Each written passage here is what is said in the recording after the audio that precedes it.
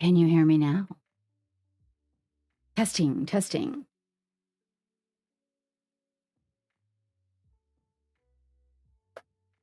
This is the DACA-mobile bucket. I don't really want these to get scratched up though, so. Can you hear me?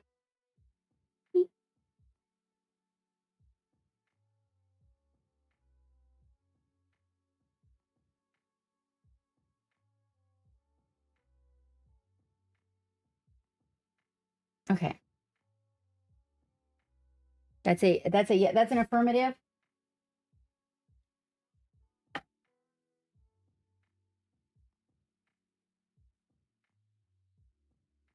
Yeah, I was really getting crazy with the orcs. That is how all of this craziness happened. Tools and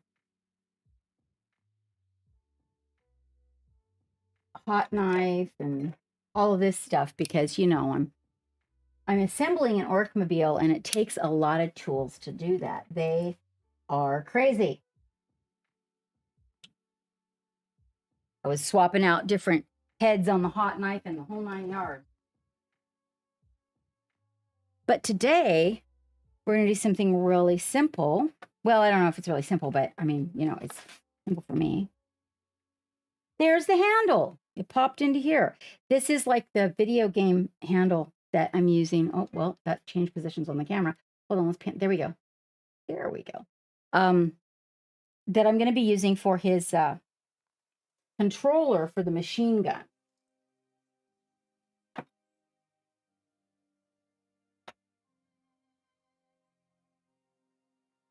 So I will also need whatever it is that shows the number that is normally on my front screen. Here you can request and I'll put it on the list. Okay. Can I can I oof. Well, that was yeah, I am going to tape this to the orcmobile. One of the things I do this when I move too. It's comes in really handy. One of the things I do is I tape the pieces where they belong. When we move, I put things in Ziploc bags like the hardware and stuff and tape it to the legs of stuff. But this helps. Then I'll just tape it to the orcmobile and then I'll have it there when I come back. To her, let's see if we have any more pieces here. I've got these few things, just a few things. Few platforms. At one point, I dropped the bucket and everything like shot up into the air. It was quite exciting. Is Miniocalypse out there?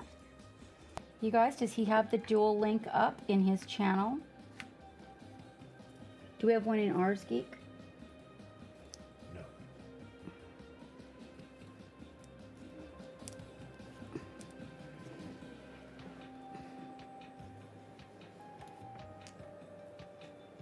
All right. This is the only thing I was concerned about getting scraped up. Let's see. Nope, that's not one of my envelopes. Let me grab a Ziploc, a tiny Ziploc, you guys. That's interesting. Oh. Okay, I'm gonna put this in here so it doesn't get all scraped up. Hello, Shadow Minx. How are you doing? Oh, he does have one up? Awesome. Can you do me a favor, Shadow? Can you do paste and copy and slap that up in chat for everybody so they can join our co-stream? That would be really kind of you. I appreciate it. And for anybody who doesn't know who Miniocalypse is, he is an amazing mini painter that likes to do, likes to smash things with a hammer. That's kind of how I kind of got familiar with him. As I came in and he was smashing things with a hammer and I was like, oh, I really like this guy. Hello and good morning, Panache. How are you? How are you doing? We're just clearing off. I got really excited with my orc project and I like really seriously trashed my desk big time. Just getting crazy with it. So I'm kind of trying to make a little bit of sense out of it so that we got a thing going on here for you guys for this fellow, who is what we're going to be painting. Let me see. And his wings go in here, and that should do it. A treasure chest.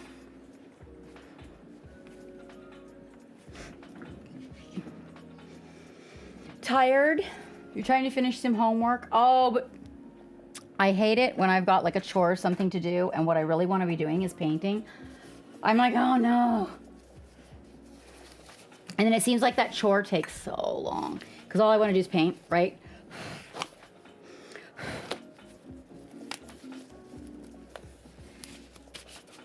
Oh, this glove is no good. We aren't going to use that. That's the glove that I glued to everything last night. I mean, not last night, but the night before. If Megan would have been here, she'd have been laughing her freaking tuchus off. I like super glued my glove all to the mobile, and then I had to go in with a razor knife and scrape all the little particles of rubber off the mobile. Yeah. Because that, right. That's some of my tacky. Now, what I really would like to do here, and I'm just going to use a paper towel because I'm not actually sure that my little naps are here. I like to get, so I'm going to have a separate station for this tinkering with its own shelves and everything, because one thing I have found is, oh boy, does this make a lot of little silty mess. And then you're going to come back and try to paint, and you know how I am about, see? Welcome aboard the Black Pearl. Well, thank you very much for that follow. What's that? Rapid, thank you so much for the follow. Thank you for putting that up there, Geek, so I could see that. That really helps out. All right, so yeah, I'm really bad about not liking the fibers and no particles, and you know how crazy I am about all that, right? And how that bothers me. So what I have found in working on this Orkmobile is that, there is a lot of dust and debris that comes when you scrape a line, and it's just everywhere. I mean, holy crapoli. So I'm not really happy about that. I was very excited about working on the Mobile until I acknowledged what kind of mess was actually happening over here. And then I got a little bit concerned. So now I have to pull it and clean it anyway, but now I have to pull everything and clean it. Not this minute, of course, but just enough to, I'll have to do it before Friday though. I'll have to pull it all off. The plastic, I'm making an Orkmobile panache, the Daka Daka Bang Bang Mobile. I don't think I've really posted many pictures of it yet. I've showed people online, but resin's the worst. It's got like a powder, and that one I try to do the resin ones in the booth panache, and I turn on the vent. That's another thing too, is I use the hot knife quite a bit, and even when I turn on the vent, I don't know that it's just pulling enough of those fumes away to it because it's off to my left. So the next booth is going to be bigger, and the fan is going to be stronger, so it'll be a better setup. But in the meantime, what I've got to do is I do the resin in the booth and turn on the fan and protect my face. And then when I'm over here and I'm just doing like plastic and stuff, I just don't think it's as practical. It just leaves too much debris behind. I'm not happy about it. And then that debris ultimately ends up where I don't want it to. Because, you know, it's a little bit dusty, right? And then when you pick something up and clean under it, you end up with the dust where you don't want it. All right. So I have here my little tray that I found at Harbor Freight. Looks like we're a little off center on our. Can I send this thing over to you, Geek? I don't know what this thing is. Or maybe not. No, I think, can I adjust it? I think it might be part of, hang on just a second, guys. Yeah, it's part of this chat box, but it was overlapping, so it was like weird. Okay, that way I can see what you guys are seeing. Hello, Green. How are you doing? Yeah, I feel like it's too much cleanup panache. You know, there's just a lot going on. I mean, there's so many tiny pieces, right? And then after you clip them off, then you're like cutting these teeny tiny little particles of plastic, which get everywhere, right? And then you got to scrape the little line, right? And then that dust, and pretty soon, before I know it, like my whole area where I paint was covered in debris. And I'm like, yeah, I loved working on it though. It was awesome to work on. But I think that actually that my paint booth might be a little easier to clean if I do it over there. Yeah, I'm making a big old kit bash, Green Art, and I made quite the mess at my desk with it. Yeah, it was very exciting. And now I got to figure out where I'm going to finish it. I think I'm going to work in the airbrush booth with it, because I can take the airbrush booth, right, and vacuum it and just wipe it all down and like that. Yeah, right. And I'm cutting like everything in the world, and I'm using the hot knife and the hot rod that you poke the holes in, and I'm using 3 different kinds of super glue and green stuff, and it's just like blah, everywhere. So I think it will be better if we do it that way. It's a very small area. The reason I chose this area, actually, believe it or not, is because there's more elbow room here than there is in the airbrush booth. But when I use the hot knife, it'll at least pull those fumes away really good. And also, because it has sides on it, it sort of keeps the debris isolated a little bit more. Whereas here, it gets like all on the back of my desk, in between the paints, on my models that are sitting on my desk. So it was a bad idea, but you know, it's really a cool, I am so loving it. I love it, Panache. I don't know if I have been quite so thrilled with a project as I am with kit bashing. Let me see if I can find here we go. I am really, really enjoying it, especially I think because it's orcs. You know, and orcs put things together from everything, so I'm really enjoying that. So how is everybody out there? How was everybody's Thanksgiving? I'm sure you've probably been asked that enough times.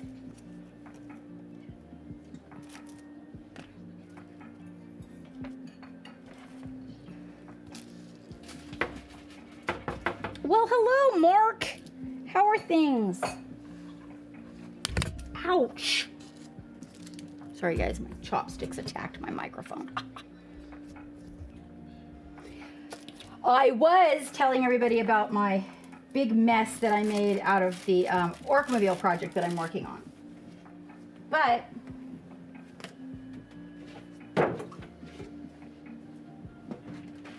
are these from the microphone?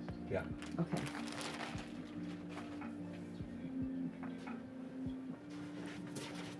I don't think I have posted many pictures of the Daka Daka Bang Bang Mobile as of yet, so everybody's not really familiar with it, but a lot of people are familiar with the fact that I am working on a pretty big project. I am merging an Orcmobile and I can't even pronounce it, hold on.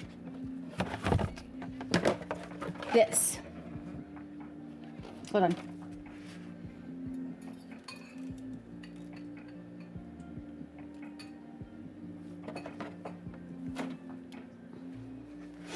So I'm making the Orcmobile fly by way of integrating the parts from that helicopter.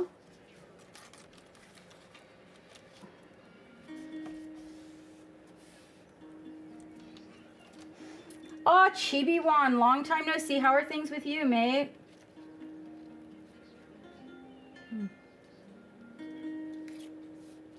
I haven't seen you in a minute.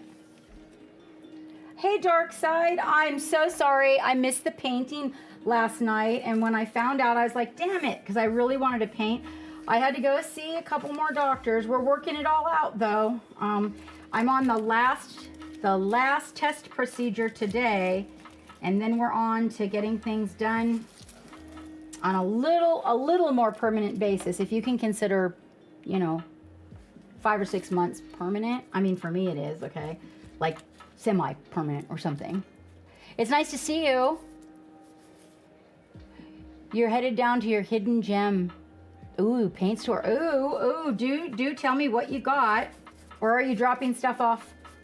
Are you dropping minis off, or are you picking stuff up?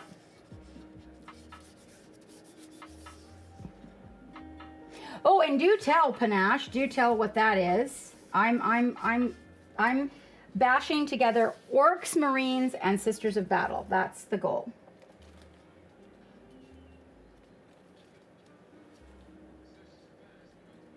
They're pirates. Pretty good, pretty good. I've had some really good luck with the testing that they're running, and it's looking like we may have found, at least if nothing else, not a cure, but when you can get alleviated from the pain of something, sometimes it's almost as good as a cure, as long as it's, you know, something you're not dying of. And I'm not dying of this. It's just permanent, and just gets a little worse with time. You're picking stuff up. They're not a mini store, strictly air. Ooh. Well, do share if even private, if you have stuff, or even if you want to in the channel, dark side. People always want to know the good stuff. Did you sell all of your spawns, by the way?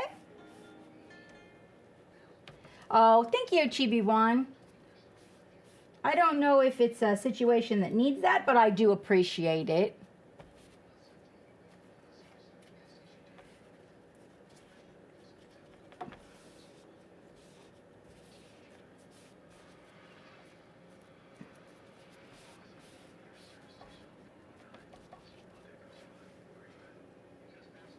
Okay. I'm glad to hear that. I don't know that, yeah, and you know you're welcome, Dark Side. Anytime you come into the chat to if you've got some guys that are up for sale and a place that you sell them, you're so welcome to put that in the chat and share it with everybody, because you never know who might be in here and want to pick one of those up, you know. Dark Side does different styles of minis. They're actually a lot of his are limited, and they're done by small outlets of designers and whatnot. Really cool. They're very different. A lot of them niche. A lot of them like from horror movies and stuff like that. Really cool stuff, you guys. Really cool stuff. And it's always nice to see like the outside the box thinkers, you know, what other people are painting that's not, you know, run of the mill. I love that part. So Panache on Fridays we're coming back to that. So Fridays is going to be our love gallery day, and Tuesdays is going to be our technical painting day.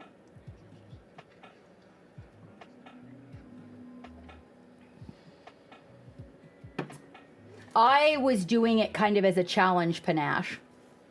Hi, Misko. How you doing? All right, that looks really good, you guys.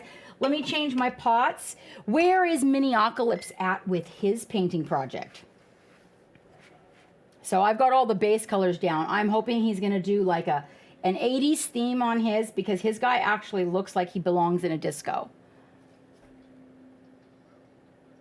Oh, you're totally welcome, Chibi-wan. Absolutely. So you guys, we are still working on the GoFundMe page for Miniocalypse. Today is the last day.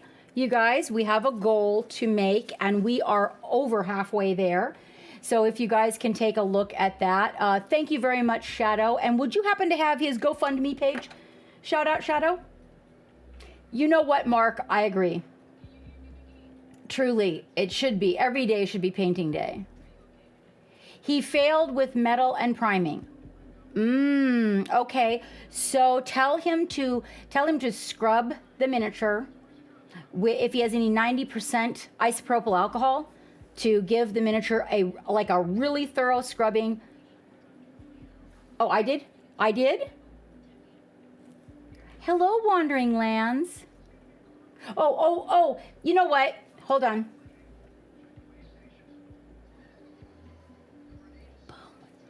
My brushes are magic. I have 2 of them that are magic like that.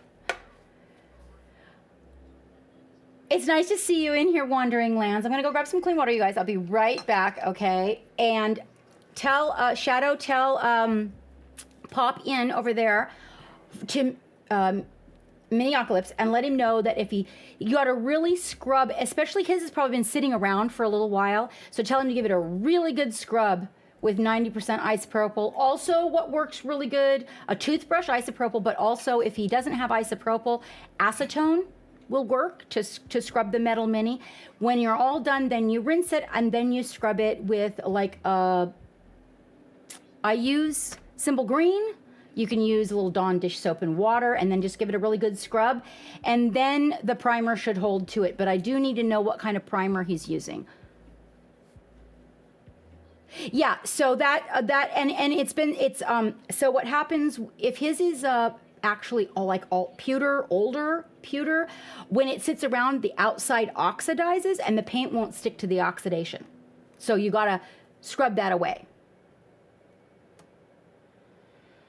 Okay, so Mark says he uses Nitro Moore's paint. Yeah, right. So that's why I'm saying that the acetone will work really good. Maybe he has a different type of thinner, but the problem with using a thinner is a lot of thinners have oils in them. And that oil can get left behind, so make sure you wash it really thoroughly with like a dish soap type solution, Simple Green. Some people use 409. He tried Steinel and then Army Painter. Okay, so, if it's been sitting around and it's not scrubbed really thoroughly, the primer won't want to stick to it. It's really common, super common. Ask him if he's got any primer by chance in a rattle can, Shadow, because on these metal miniatures, you give them a good scrubbing, and I'm not talking acrylic or latex. I'm talking like, basically, it's a kind of like an epoxy bond. There's a catalyst, that's the one, a catalyst type paint in a can that's primer, not acrylic. Those work really good on the metal miniatures for sticking really well. Yes, exactly what Mark is saying. But using, of course, a primer because you want it to have tooth after you spray it on. Even the inexpensive primer from, like Krylon primer, a flat black, flat white, flat tan, any one of those will work. Oh, okay. Yeah, so that might be his best bet is a rattle can that is, designed for painting on metal. Really sticks well. I pick it up all the time when it goes on sale. The matte, I have matte purple, matte red. I pick up all the matte colors when they go on sale. Any one of them, if he scrubs it and dries it, after he scrubs it, Shadow, be sure to tell him to make sure it's dry. Blow drying it is your best bet so that all the nooks and crannies, if he's going to use a rattle can, because if there's any water in the nooks and crannies, that's why I use alcohol first, because it'll dry all the moisture away. Yeah, I agree with you, Mark. I purchase anytime the matte paints for metal, the good brands go on sale. The other thing too is, guys, the cheap ones are not too bad. Let me tell you the trick. There's a handle that atomizes smaller, okay? That you can pop on top of your spray paint can. So you take their lid off and you put the new lid on. But the hose has to be the right size. That's the trick. And they're really hard to find. It's not easy. Once you find one, though, as long as you keep it clean, when you're done using it, oh my gosh, they're priceless. You're laughing at yourself? You know, no, I do. I buy it when it goes on sale, Mark, because so you know what's really fucking hard to prime, you guys? My Little Pony. So, Mark, I scrub My Little Ponies. They're made by WizKids. I scrub them with acetone and remove all the pre-primer. And the plastic that the My Little Ponies are made out of, it's like a little bit rubbery, is so durable. And I scrub it with a toothbrush and acetone right by the sink so I can rinse in between so it doesn't eat into the plastic and sit on it, right? And then when I'm all done, I scrub it thoroughly with dish soap and I prime them with Krylon because it just, it sticks to it. I'll prime them one very light time, you know, like a lighter coat, let that dry, and then I come back and give them their complete base coat. And that sticks to their asses. Like, it doesn't peel or anything. It sticks to their face and their ass. So I'll be right back, guys. I'm gonna get some water.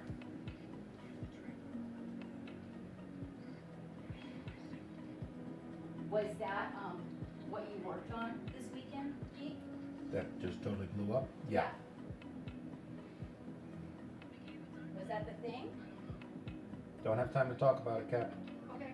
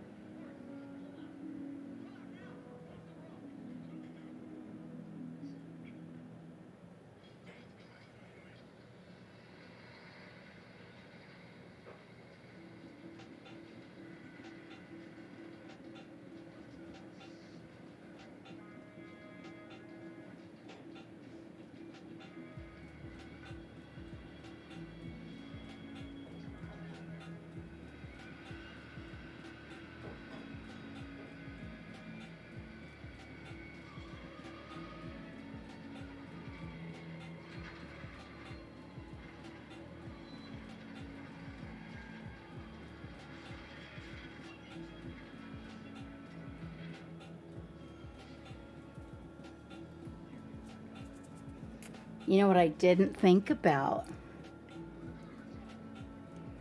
Halford's car primer. There we go. Look, we've got somebody over there in the UK that can recommend some stuff to you guys. That'll be easier to get. Yeah, I do prefer, I like a lot of the car primer that I was using for the metal. The one I was using that I really liked, but then they changed the cap, was Rust-Oleum. Rust-Oleum motor paint. All right, let's see what we got here. Okay, no brushes over there. I wanted to bring Miniocalypse's stream up so I could see what was going on in there. Hang on just a second, you guys. I'll play it very quietly so you guys don't get, you know, the double dose of things. Hold on. I actually don't know what his logo looks like, so there's that.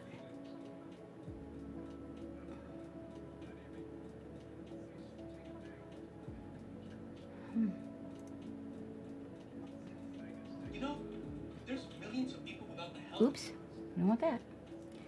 Okay, hold on. Is that him? Nope. Hang on just a second, you guys. I gotta cover up the chat for just a second so I can find it.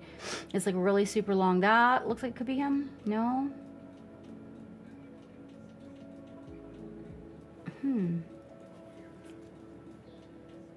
Well, it should show up on my followed people, but it's not. So I guess I gotta do a search. Hang tight, guys. Searching.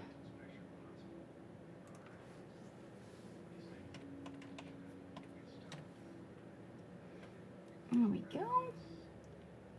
Just so I can see what's going on in his chat. I'm gonna put that over here. There we go. Now I'm back to you guys.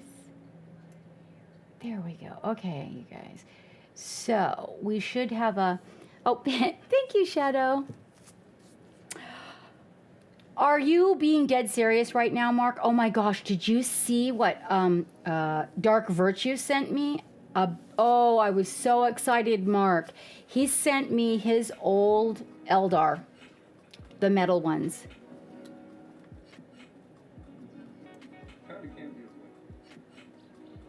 Okay, real quiet. There he is. Okay, what's he putting together with all these plastic pieces? Oh, did he give up on the Eldar? Wait. Oh, no, he's printed something. What did he print? Ooh, what is he printing?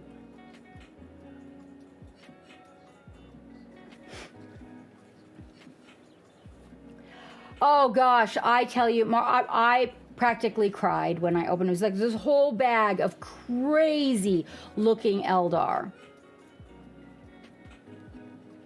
Okay, so if you guys are not watching the dual stream, we got a link for that so you can see. Looks like Miniocalypse has printed out a pile of little goodies, like a whole pile of them.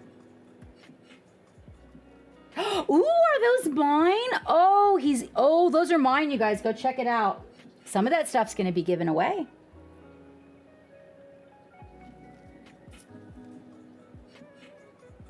Oh, Mark, that was so sweet.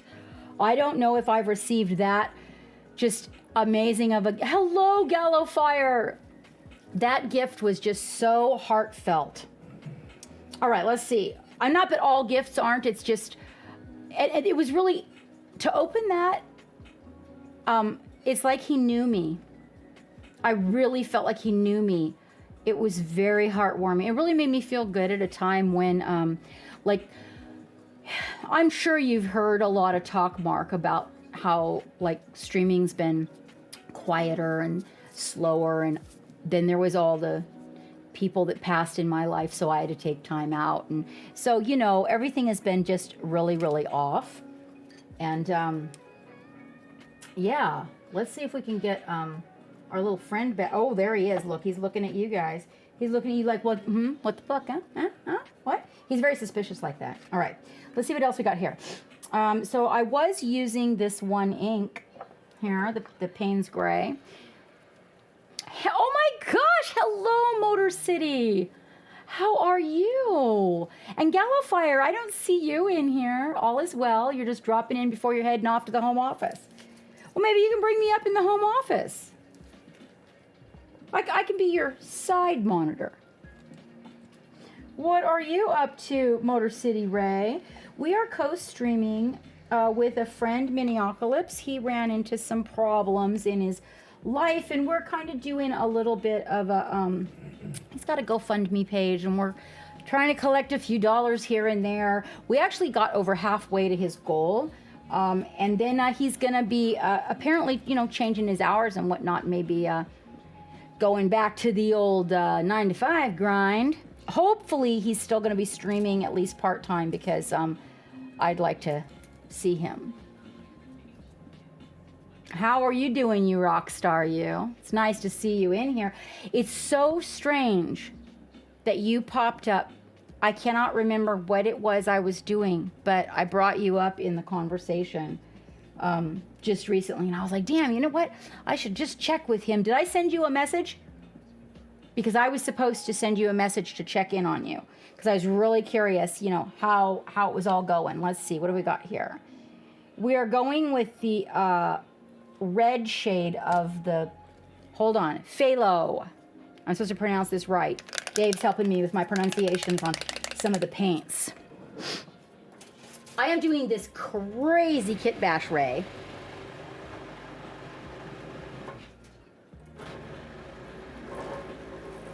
I'd love, you know, Ray, interestingly enough, do you know that I have you on our Patreon invite list when we have our third Sunday paint jam? We have a lesson beforehand, and a lot of times I bring masters from all locations of the world. Somebody will come and teach us a class, or I will teach one. And then when we're done with that, I take a 1-hour break, and then we paint into the night. And I put you on the guest list permanently, so that if it worked into your schedule, you could come join us. That's the third Sunday of every month. because I thought it would be really cool to hang in jam. We got cameras, we've got voice, we've got painting. Some people game, other people tinker. So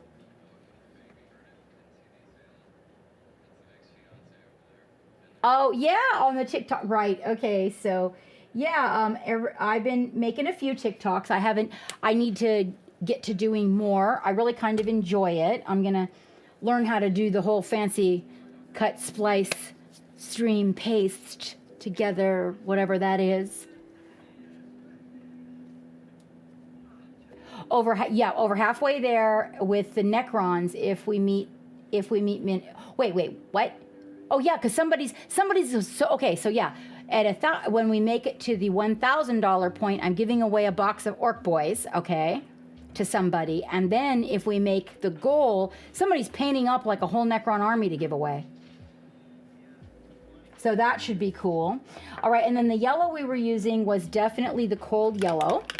So that would be, yeah, just cold yellow. Oh yeah, Gallifire, I'm telling you what, absolutely. I use them pretty much for everything. Like, at least if nothing else, they are my go-to for my first blend.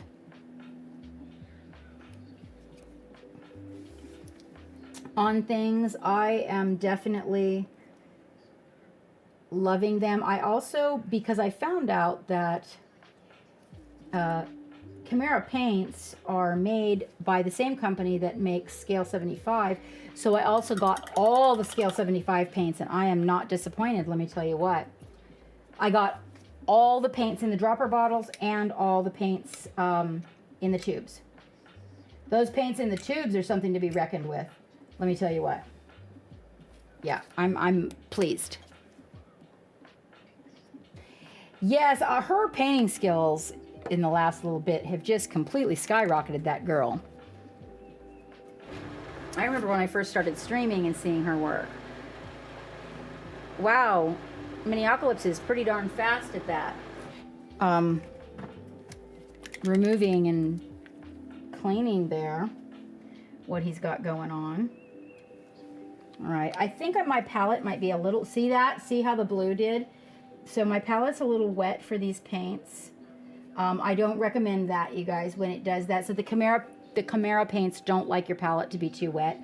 Neither do the, hold on, Pro Krills. They don't like it. And the Cuttlefish are pre-mixed, so they're not too fond of it. So I left a little too much moisture on there.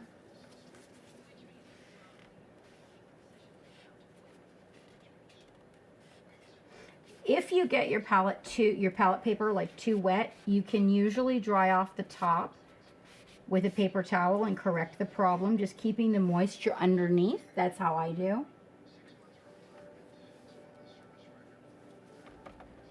Yeah, just got a little bit crazy there. Let me see. I am also using, what were we doing? So we got the blue, and then we were using the ink in the shadows. I was using the base red from the Chimera colors, just that comes in the original set.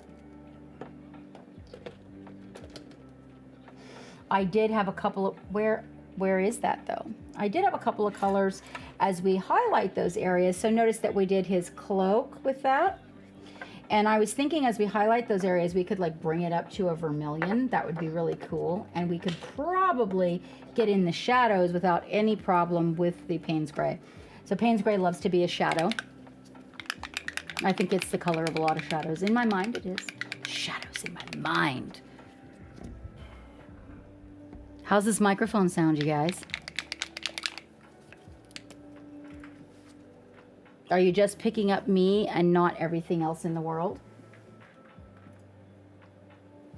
And there's some black. I see the oxide up here. Now I'm wondering what I did with the red though. So that's magenta. Oh, okay. So red almost in the, so that's why I have this other one out here, which is the Mayhem Red by Scale 75, because you'll notice, right? I had to have like a darker color. the other thing too is you can just mix this if you want to, with black, if you want to bring the red on down. But this is more of a warm red, and I was kind of looking for his cloak to be more of a cool red, you know, like a tomato, not tomato, but like a blood. We could probably do like these two. That's a Ball Crimson by Scale 75 and Mayhem Red. I mixed with black to create that, and that was the Chimera. And then I've got this other one by Chimera back here that is called Cartax Cartassi Red. I want to say, looking at it, that's probably what I broke out. If you were to look at this color, you'll see that it's much cooler. It's got blue, whereas the red that comes with the base color set, that one is more of a fire engine red. So if you were to put these side by side, you can see that one leads towards a warmer palette and one leads towards a cooler palette. Let's take a look at those two side by side. See, this is a cooler palette. This is a warmer palette when you look at them. So you can, I kind of wanted the cloak to be in the cooler red. So we'll go ahead and use this. Let's see where it rides in reference to these. So probably we don't need both of these. So we can take this one out. This one here looks like it'll mix with the Payne's Gray really well. Like glazing over that will make sure. And then to bring this one up, what I will do is actually add the cold yellow to it to bring it up. So I'm not a huge, well, actually, the other thing I learned from so many of you guys that's really kind of cool is if you take a, on the subject of cool, if you take a skin tone, now this one's a little bit peachier than I want it to be. I believe the one that I've been using is fair skin tone. So what Samini taught me to do, that's really interesting, you guys, let me show you. Instead of, so when you go white in the red, it creates like these pink highlights, and sometimes that can look like really off. So, and then if you use yellow, it goes to orange, and then sometimes your thing becomes orange. So he taught me to use a super light skin tone. So what I do is I take this one and I mix a little bit of the milk bottle in it to make it even lighter. But he uses, I do have one somewhere in from one of our projects. He uses one like, there's one by Vallejo called like Fair Skin Tone. I actually have a bunch of them in the Reaper. They're not out though. Let me see if my Vallejo is out.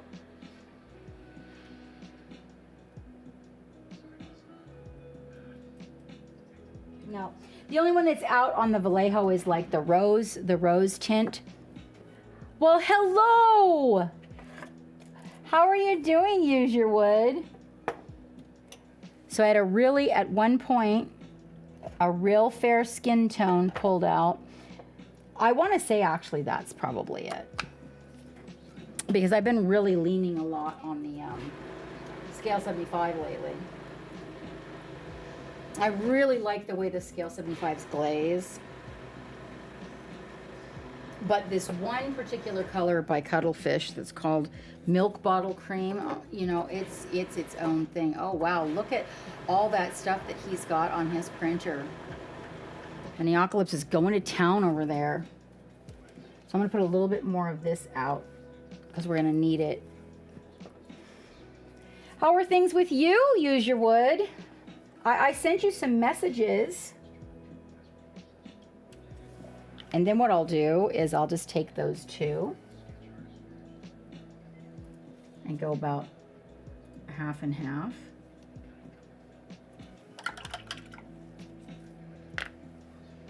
I like to use my ugly brushes for mixing. Wherever you sent me the pictures. No, it's more like 20%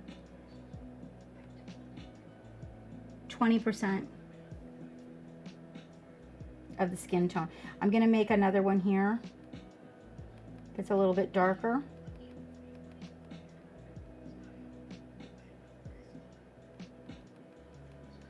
I'm going to mix those with the red for the highlights. Make sure I got that red nice and mixed.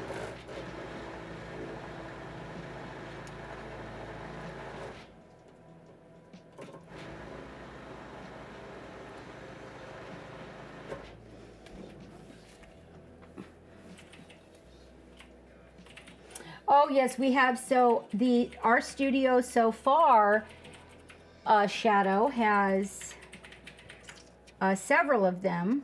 We've got a small one, a medium one, another medium one is on its way, and then we have the really, really big ones. We kickstarted a couple of massive printers. Woo! Where are you going, buddy? Where are you going?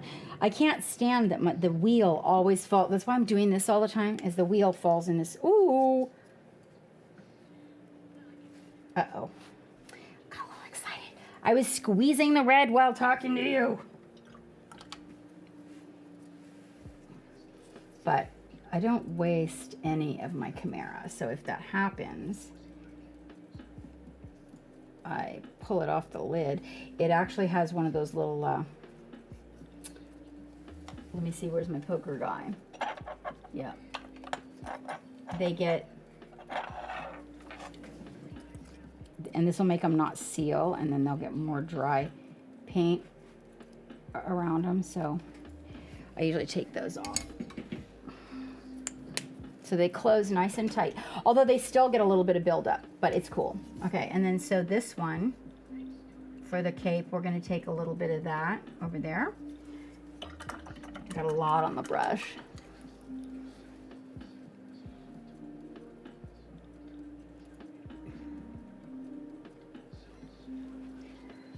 I don't like them. We get the property treated for the sake of Hammy. They're really pretty, but I don't like them because of the ticks and the fleas. And then from there over here, let's see. Yeah, over here we'll take some of the Payne's Gray, and then I'm going to drag that and the red together.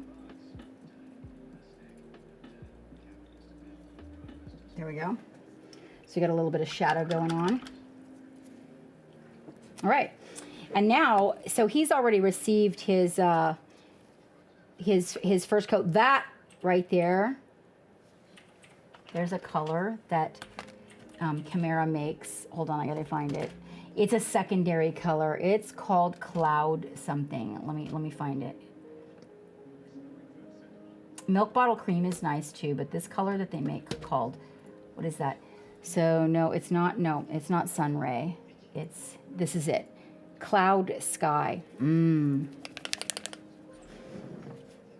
So Milk Bottle Cream probably will cover that really beautifully, but by making it a little bit darker color, we can really get a nice highlight on the white.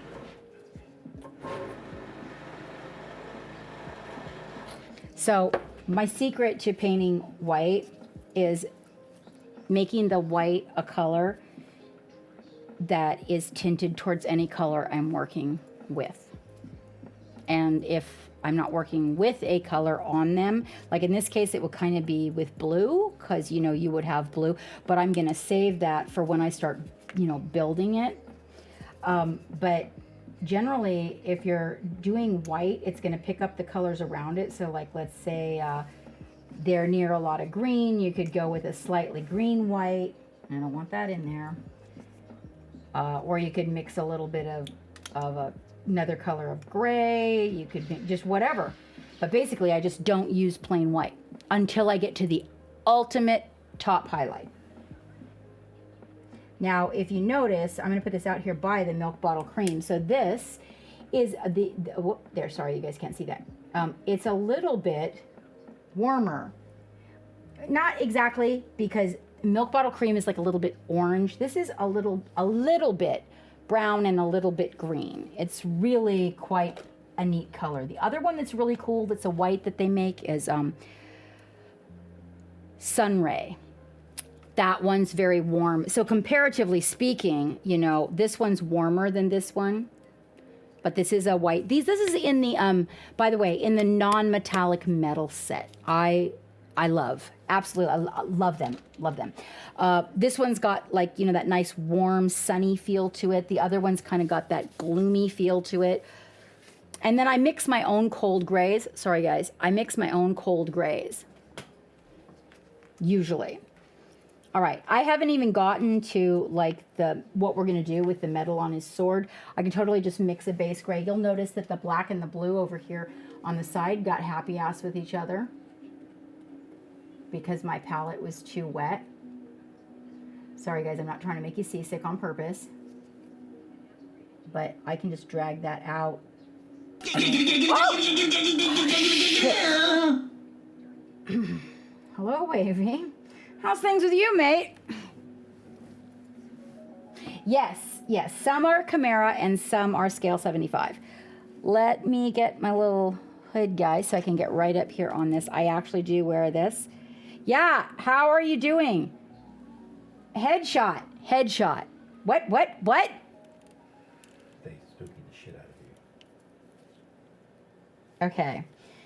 One thing I want to do is take the black. Actually, I need a smaller brush. Smaller.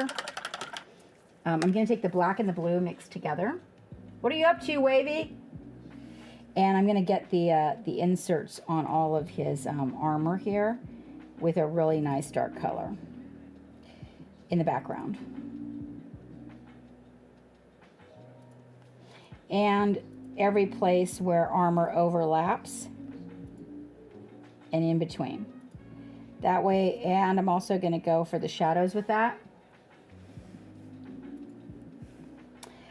You know, I think things are looking up. I do. We're going to probably take off for a little Christmas getaway in a couple of weeks. Maybe more than a couple of weeks. So I'm taking that black and that blue, I mixed it together, and we're getting in all these shadow areas that are all up next to all of his armor and everything.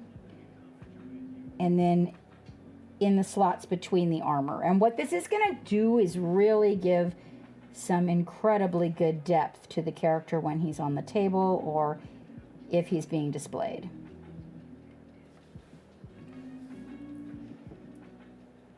Oh, did you? Yeah, I'm excited. I am not going to break out my oil paints until I'm at the new desk.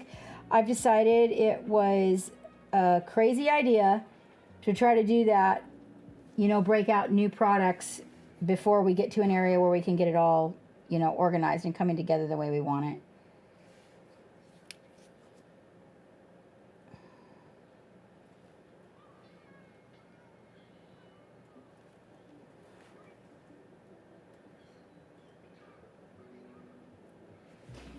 All right, we are doing a little co-stream and helping out a fellow community member. If you're interested in seeing the co-stream, there's a link for it, Wavy. He's got a GoFundMe page going. His family hit some hard times, and so we were trying to help out a little by getting together with him and doing some painting, hanging out, seeing if we could get his GoFundMe page to its goal, which actually isn't really all that bad. We've got some prizes to give away when we hit those mile markers. We're really close to the Orc Boy box. That's for sure.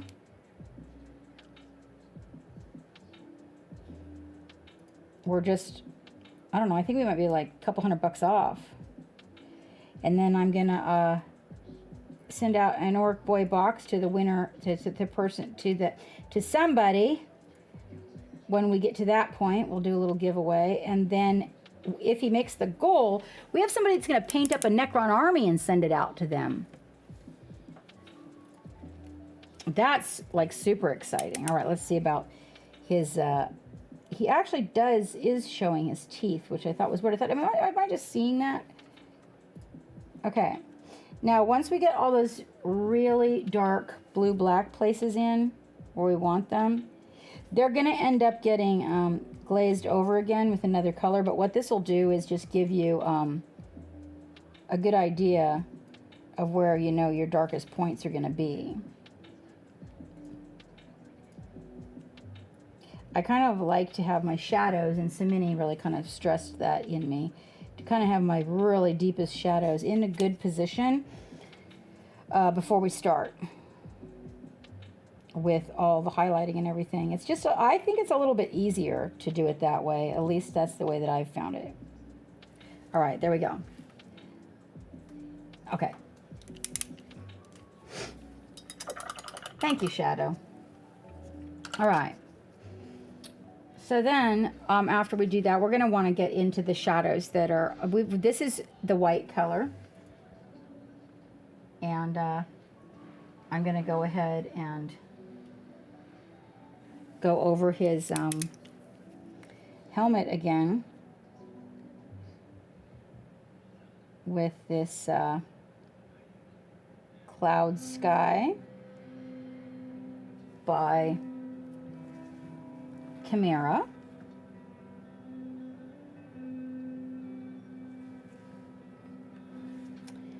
I am painting right over the jewels. Don't even worry about the areas that are going to be black, because we're going to come back in and reclaim those. So basically right now I just want to get good cover on his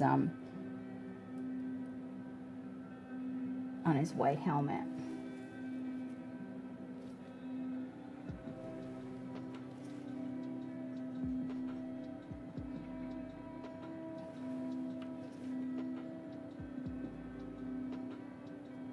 And mind you, I chose a white, again, that is an off-white color, so that we are able to get our highlights where we want them and some nice shadowing. I like to go a little bit light with the shadowing on my whites. In this case, I've got a good color, I think, to combine with the milk bottle. That milk bottle is a color I specifically like, made by Cephalopod Paints. I'm a big fan of that particular color.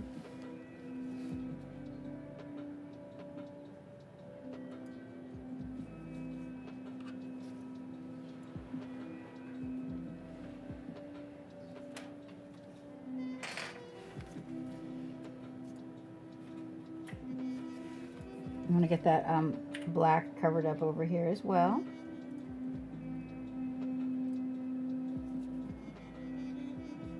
If you find that, like the areas that are in the cracks, you know, where the two meet, it doesn't perfectly cover when you come back. One of the things about a recess like that is you're going to be putting a shadow in it anyway, so it's totally okay.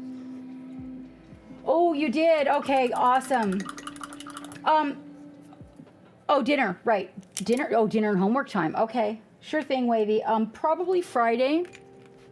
Probably Friday is when I'll be back in there. We're going to get into this red that we mixed the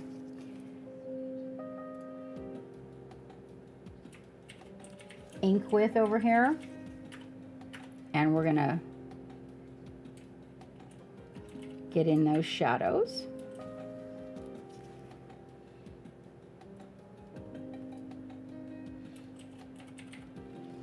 Right now I'm using a little bit bigger brush so I can get some really good coverage, and then I'll come in with a little brush to change it up a little bit.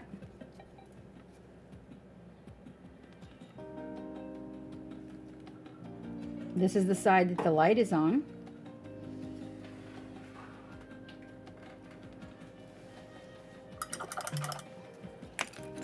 I'm excited to see what Wavy's been working on.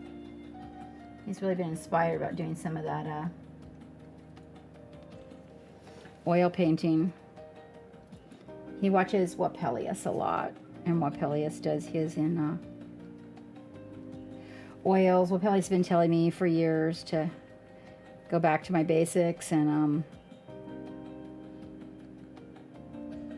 break my oils out. I just, like I said, though, I really feel like it would be better timing if I waited until we got the new area set up and then break out a new product. I'm taking a little bit more of that Payne's Gray as I get onto the side that has less light and lower on the cape and a much finer brush, and get into the recesses a little bit there with it so we can get a bit more depth. I still mixed it with the red.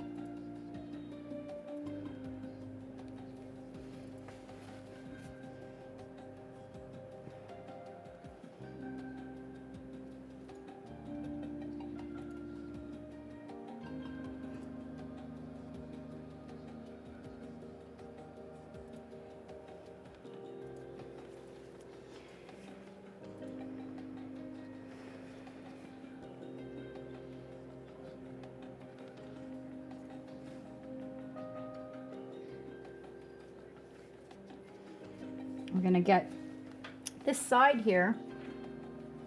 I'm gonna mix the red up a little because this is on the light side. So we're gonna bring that red,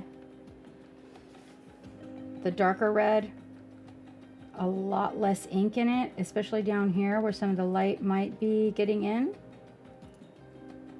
And then I'll just kind of glaze it on out. Okay, I'll go for that straight red, the darker red, and all the areas that I didn't catch with the shadow, I'll paint. Mind you, now this is when I'm painting something that's gonna go in a game. So I'm doing what Sensei calls my Warhammer painting. Okay, guys. Now you can use this on anything you want to. It's just that it's a little bit different than the numerous little strokes that I take when I'm blending. Yes, there's little strokes. It's just that it's not as many layers, I guess you could say. So that's my secondary red, going backwards from the shadows, of course.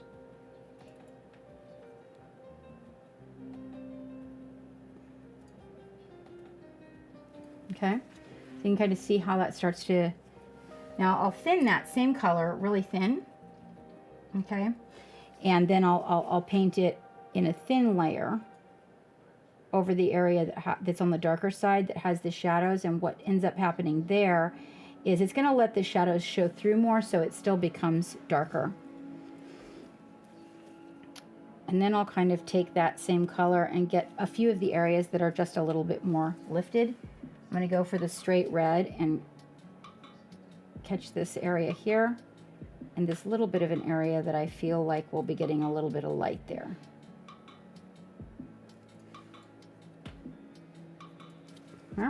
So it kind of lifts the red.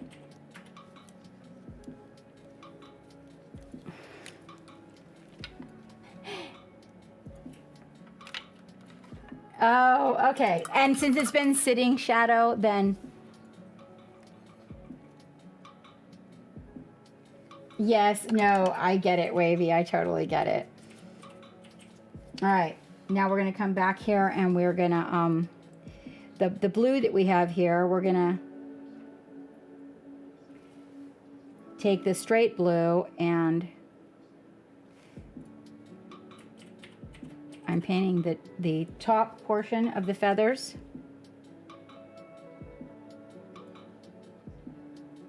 Welcome aboard the Black. Thank you so much for that follow, Kale. Thank you. And then we're gonna flip it. We're gonna leave that alone. It got plenty settled in, and then we're gonna do the tops of the feathers here. I'm kind of waiting for the red to set up before I go attacking the armor. I just want the red to be nice and dry. Okay. Now we hit those, and then we're gonna come in here. We're gonna rinse that brush really, really good, and we're gonna get this. So back in between his legs there. We need to get some of this ink and red that's mixed together, the really dark one. in those recesses. Okay. Now you're going to take your white that you made his helmet with, and you're going to mix the smallest amount of red, making almost like a muddy red color. But once my brush gets that in it, I'm going to go over here and I'm going to get into this shadow color here, and I'm going to make what looks like a mauve. Okay, it might need a little bit more shadow. Whoa, little ink pot, a little bit more shadow than that. We want to have a little bit of the white in there, okay, and a little bit of the red, and I'm going to thin that, and I'm going to get that like right in here on this side of his white garment. Okay, the other thing I'm going to do is take that same color and I'm going to hit the really dark recesses, places where we got some real good shadow, okay, with that on his white garment, like where it turns in, where there's a really deep crease, okay. And I'm also going to come around the side that has the light, and where the red and the white meet, I'm also going to put a line. And where his leg, you'll notice there's an area right back here by the cloak. This ensures that my entire mini has paint on it. And I feel, I mean, unless I'm doing tabletop, that is really important. Now what I'll do is take that same color and bring it up in its gray tone to where we can use it as a shadow secondary. And that way we can bring the shadows that are above those going more into the light, and we can kind of calm those down. And then I will take that same white and bring it up yet again. And I will paint the base of the garment with that in the areas where I feel like it's getting respectable light.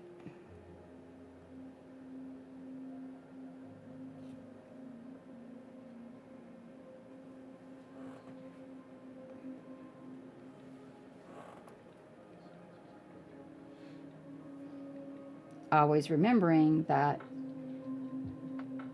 the interesting thing about light in folded fabric is it doesn't always just have shadows in the folds, okay? So I'm going to make almost a stripe of light. I will bring the edge up because that adds a nice dynamic to things that are table game pieces. Okay.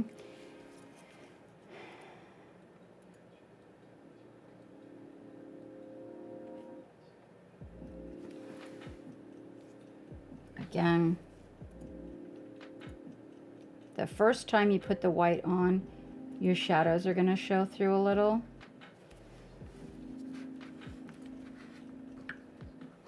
Does it look awesome? I know, right? We're always so critical of our own work.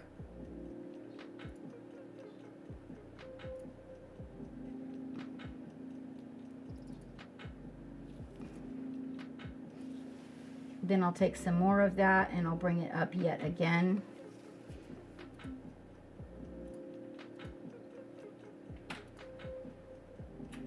And now here's where I do those little crazy lines that I do. Bringing up the highlight portions so that you are able to make it out better.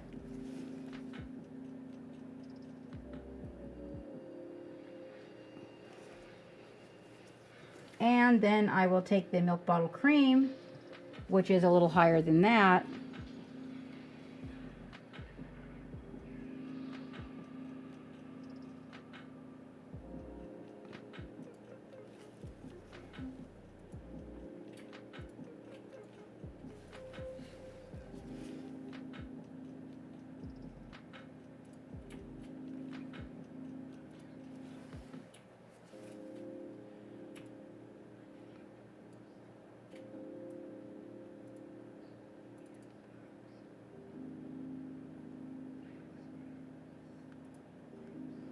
I love to paint white.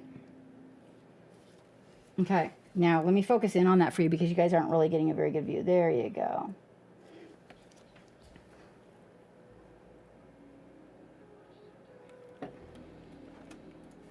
There we go. There you go. Now you can totally calm all those shadows. You gotta let it dry, but you can calm all those shadows down with just a little bit of a glaze.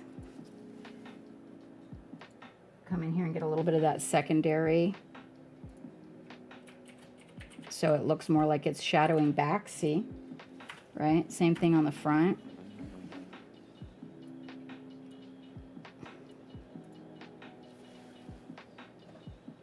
Okay, not like boom in your face. All right, now we're gonna take his helmet while we've got that color out and mixed, and we're gonna take that the shadow that is, we did a really dark shadow, but we're gonna save that for around the edges. We'll take the secondary one instead, and you'll hit these areas that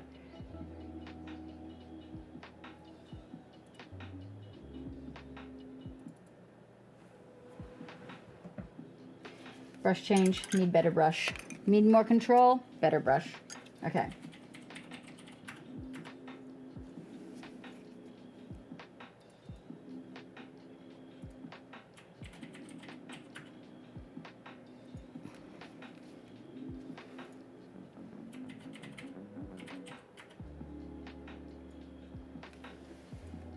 Lighter.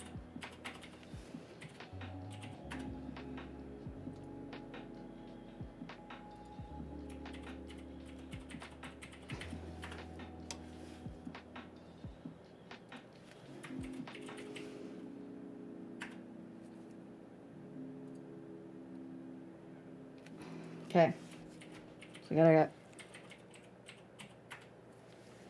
I'm gonna do the same thing. Now the other side's gonna be just a wee bit darker because of the fact that the light we've determined is coming from here, like this way.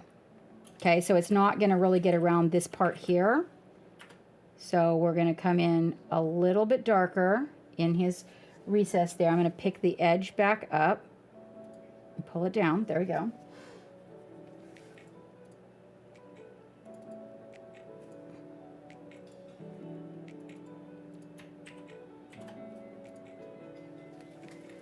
Lighter.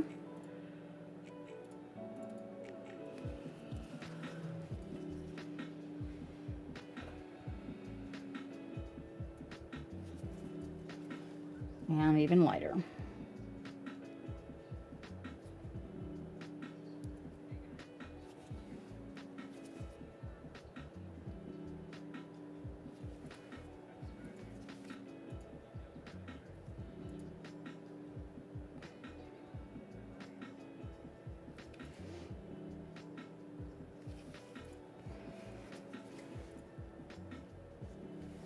Hello, Ishan. How's things?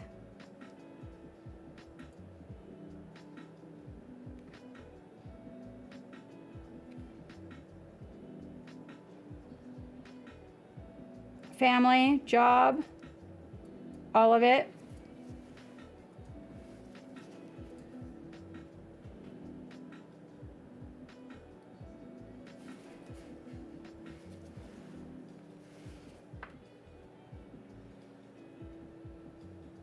I like to paint the helmet before the last of the feathers.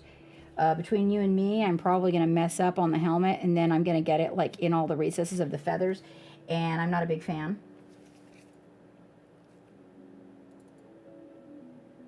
Okay, so the light's coming from here, so we want to get like this part back here dark, right? We're going to thin. I'm going for that medium one again because we're on the side that actually has the light.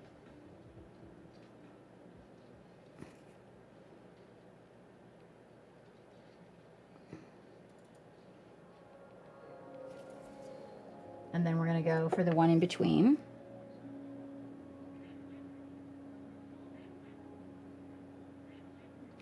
And then I'm going to go for the one that's really light.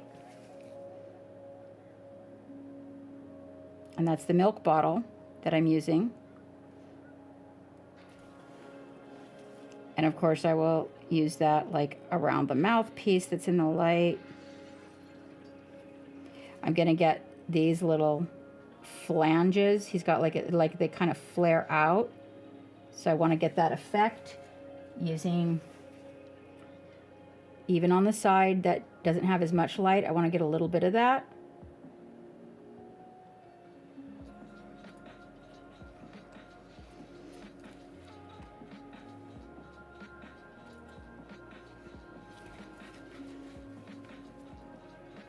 Larkin, Larkin.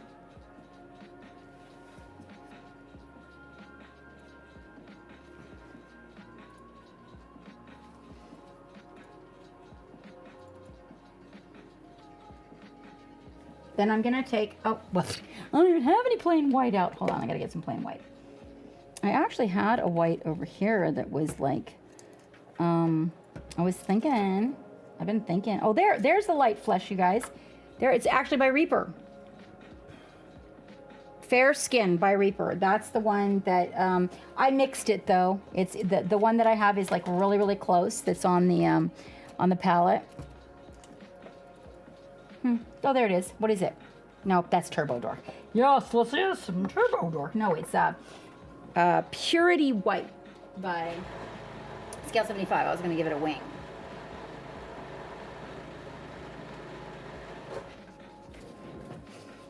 But I'm not going to go for the pure white yet, simply because I let his helmet dry. Okay, so you notice that, like, I got to get a little bit more of this shadow belt here.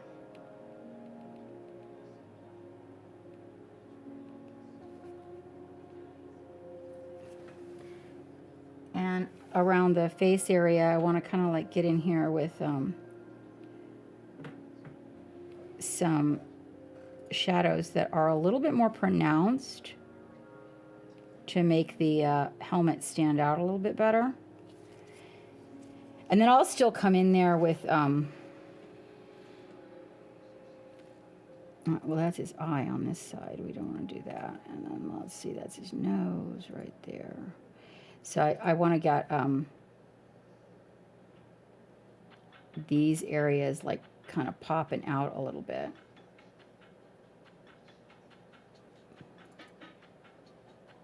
Around the gems and stuff. And I'm just taking that same white color and adding a little bit of that Dollar Brownie ink to it. Let me center that a little better for you guys. There you go.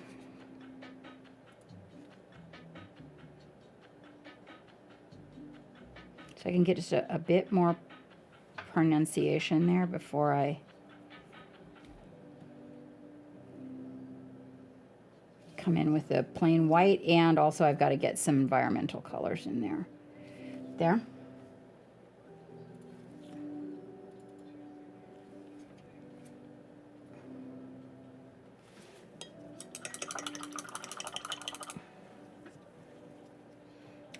I think I have it. I think I have it, Wavy.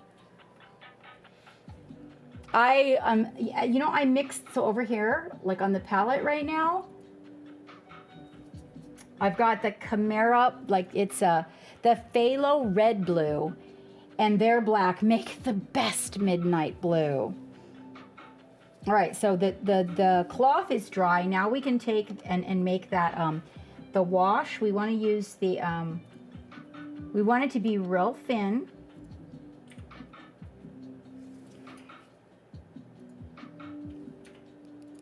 Well, I don't even know if you call it a wash. It's really more of a glaze, you guys.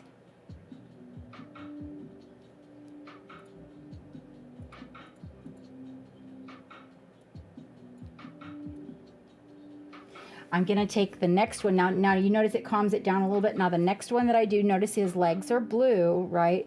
So there's going to be a little bit of blue because it's white cloth. So I will take the tiniest bit of blue and mix it into the next glaze.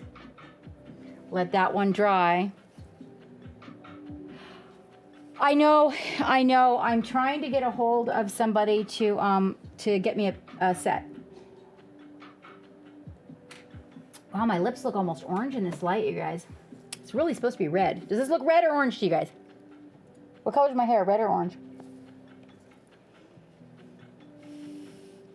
Okay, so there's a tiny bit of blue in this next one, and what I'm going to do is go on this. Oh, hello, Dave.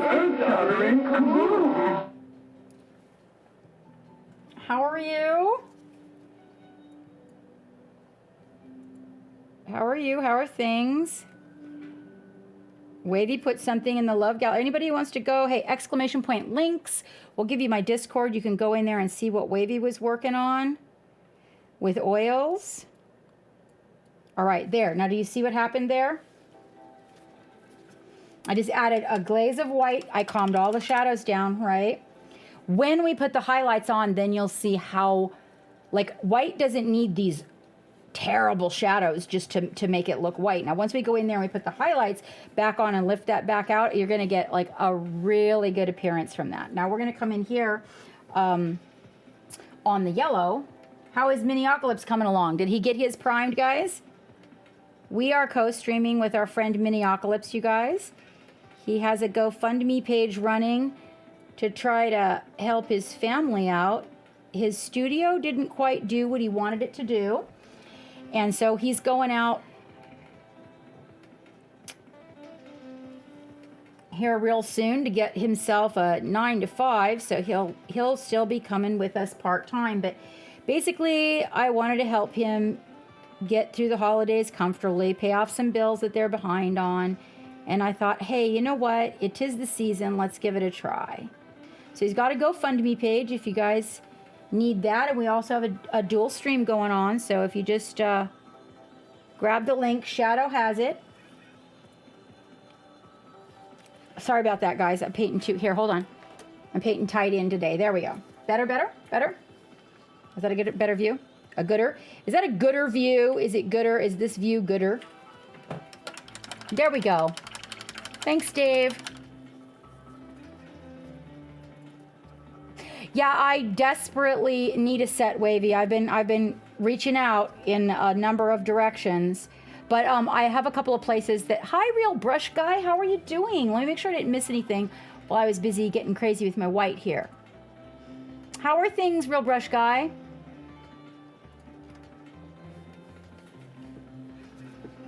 All right, so we were gonna do gold on his armor. We're gonna do gold. I don't remember. We're gonna do yellow. We're gonna do gold. I think we're gonna hold on. Let me look on the desk here and see what we got. I've got Turbo Door out, but that I could not be gonna paint that Turbo Door colors. Hold on. Let me get a little bit more of the plain red over here so we can build up a little bit of light right here, right? Just on this side that's kind of peeking out. We want to keep the shadow nice in by the leg, but a little bit here on this side that's peeking out will give a little bit of a little bit more dimension. No, a little bit here.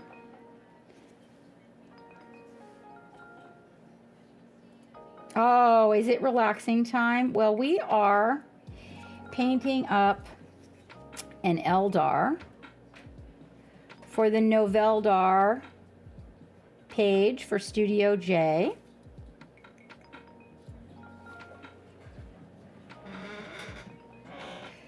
Today is the last day of Noveldar, you guys. Next year, I want to do a contest with it. What do you think about that idea? Next year, we'll have an Eldar contest. So this is, again, the same base red we've been using, but we are coming in here. Let me, actually, we're coming in here and we are picking up the areas that have a little bit more light with it, okay? So what it's gonna do is let less of the dark red that we painted show through, and that's gonna give us a little lift in color. A little bit here where I think a little light might sneak in on that fabric. Give it a little bit more volume there. There, you see how that works? Right? Now we're gonna thin it again You want it to be like a little thin coat. And right here, maybe, we're just going to take a little bit of that and glaze it on so that it picks up a little bit, but it's not going to be, it's going to let the shadow show through, so it's not going to be too crazy. Then if I were to take, at this point, the really bright red, watch this. So this is just the bright red.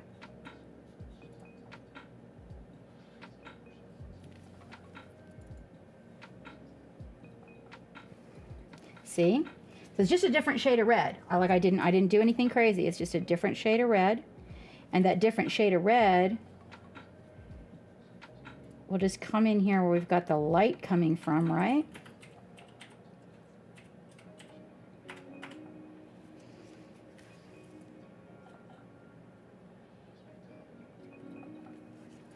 I'm even going to get real crazy with it. Watch this. I'm going to bring this light right into there.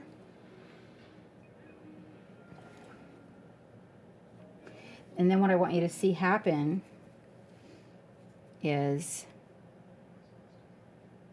the fabric move.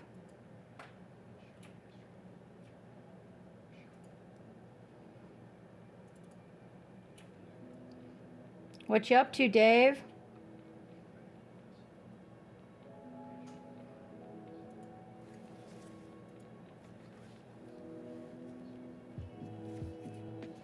Now, one thing we're going to have to do is we're going to have to carry this light right on through there. Just like that.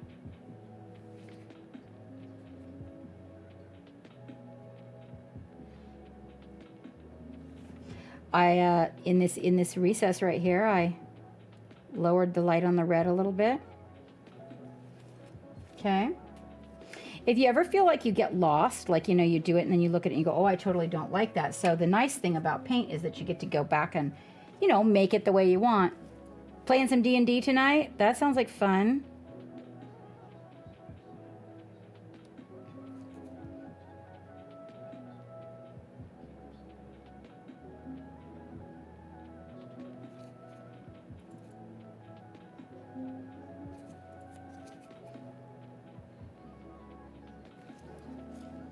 Yeah.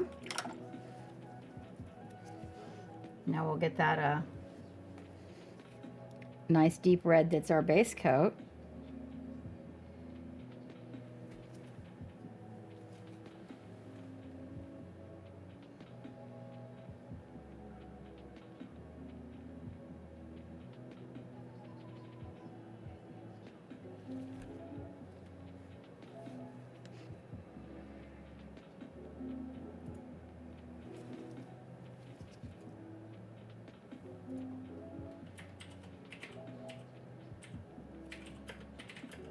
Did Miniocalypse get his primed? How's he doing?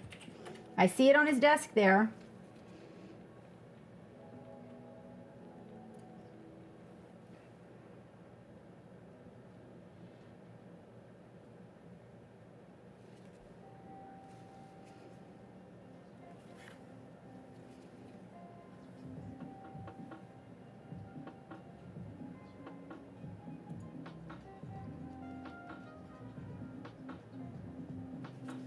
Okay, now,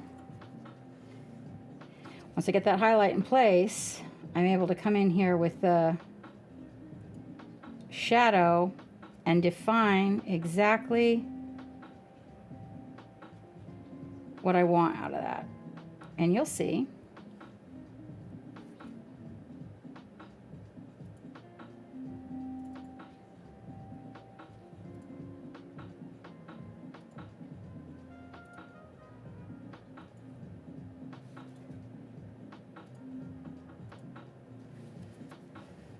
There. So that way you actually have some of the visual of the red in the back, the shadows. And I'll come back for that light red. It's just a different shade.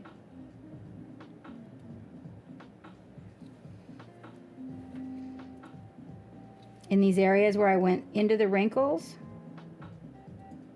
I will just add dots.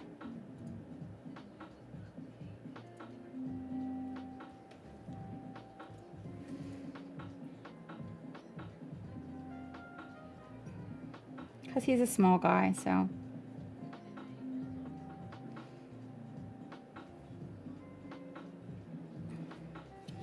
There you go. And then generally I'll put like a filter over it. Good evening, Slanesh Donkey. What a nice name. Can we call you the Donkey? We are painting some Eldar today. We are finishing up our last Eldar for Noveldar, which is a little Eldar painting month that Studio J threw out there, and we thought, hey, yeah, we will join. Now, you can take that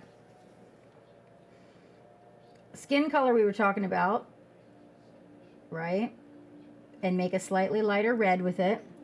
Remember, we used a little bit of a light skin tone, and I'm going to thin it.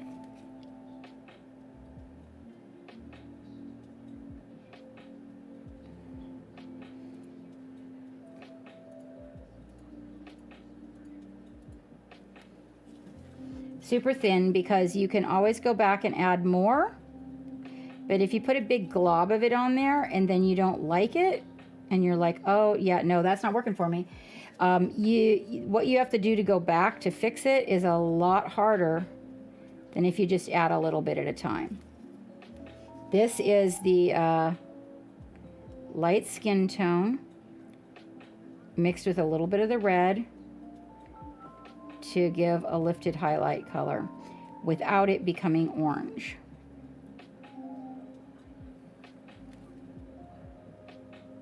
Simony taught me that.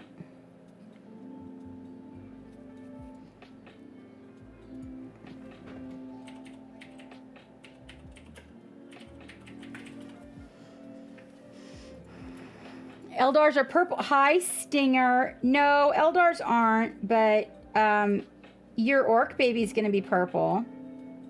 Your orc baby that's in my army is going to be purple. Eldar aren't purple. Well, this guy's army isn't purple anyway. I mean, I have to, this is for somebody, Stinger, so I kind of have to stay with, you know, his, what he wants. A little bit of skin tone, gotta thin it. Gotta thin it. This is gonna be probably my highest light on this. And then I'm gonna use a red filter.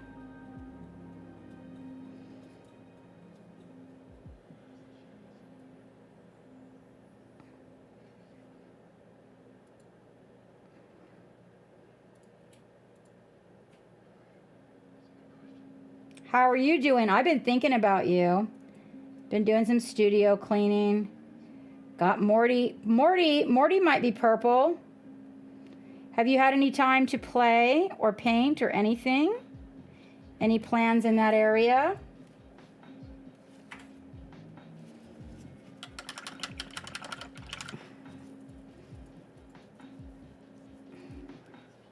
Okay. Now I'm gonna let that dry. We'll take a tiny bit of the lighter red, just as just a little interest point, right? Little bit, just to kind of draw the red all the way over. Oh, right on. So did you find a place? I remember you were moving and getting a new job, and there was like all this stuff going on. How are things? Are you settled in? How's the girl? Don't want that there. I'm coming in to kind of stagger this highlight a little.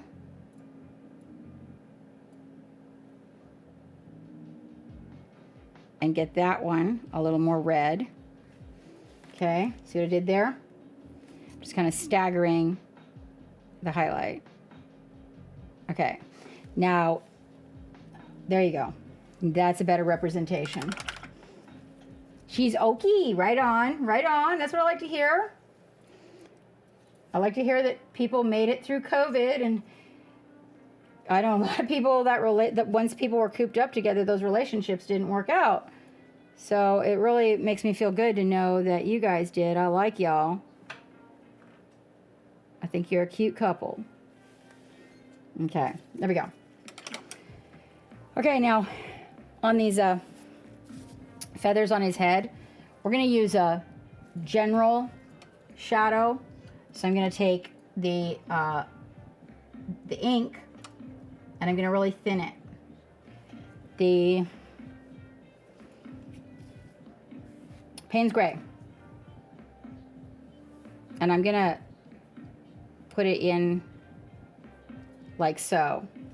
So it's hard to see because the yellow really bleeds out, but basically what I'm doing is getting the base of the feathers with it so that where it comes together at the helmet is a lot darker.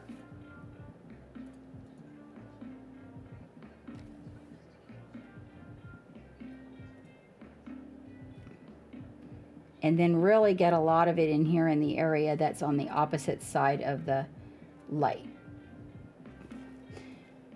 I'm also going to soak it into the top so that in the indentations in these little feathers really come through.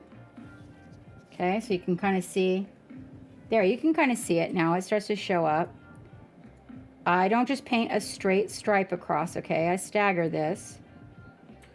I'm going to do the other side. Now, the other side has a lot more light on it, so we won't do as many layers. But again, we're going to paint one layer. We want to get one good layer. I usually use a corner of my palette for this.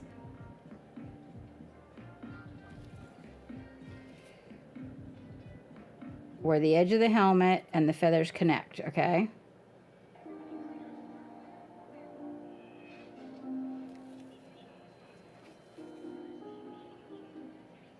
How's Miniocalypse doing? We're doing a co-stream with Miniocalypse, you guys. He's got a GoFundMe page up and running. We're trying to help his family out.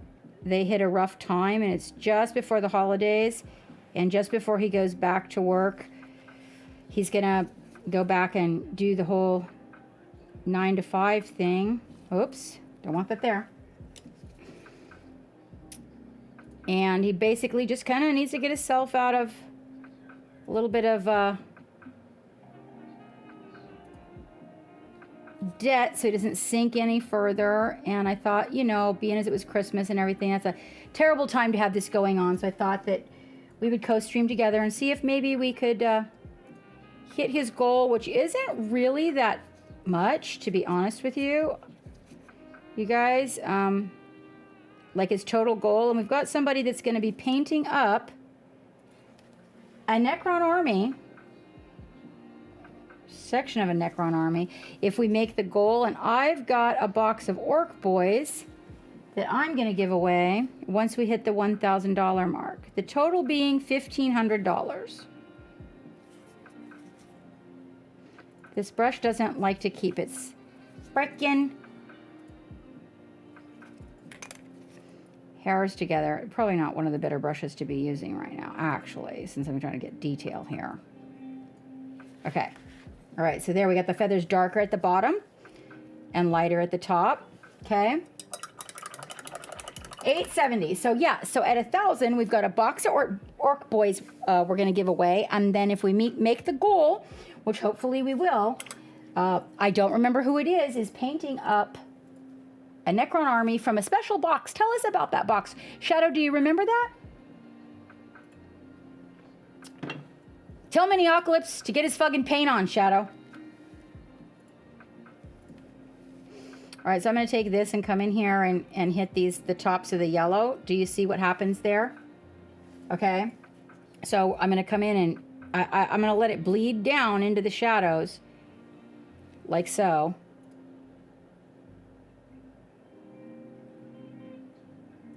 There we go. That way, whoop, let me get a better view for you guys. There, let me get you there. Whoa, whoa, there. Is that focus? There you go. So we'll have to hit those with a couple of those. Basically drag it, kind of pull it from the light edge into the dark, okay?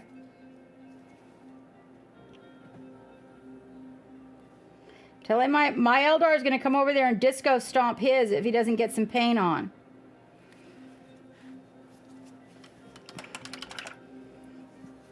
Okay, now we've got to lighten the blue, okay, to get a little bit of light on it. So we're going to take that blue, and I'm going to use the, I'm going to see what this milk bottle does to make a light blue and see if I like it. It looks pretty good. We'll thin that a little. And we're just going to bring this light blue in the areas where we've got a little more light, kind of dragging it down. See what I did there? Right? And as the light fades away, we won't see it at all. So we want to get this one that's in the front real good right there.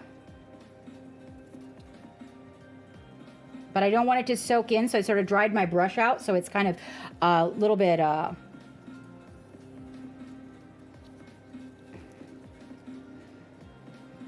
speckly looking. That was the word I was looking for, was speckly.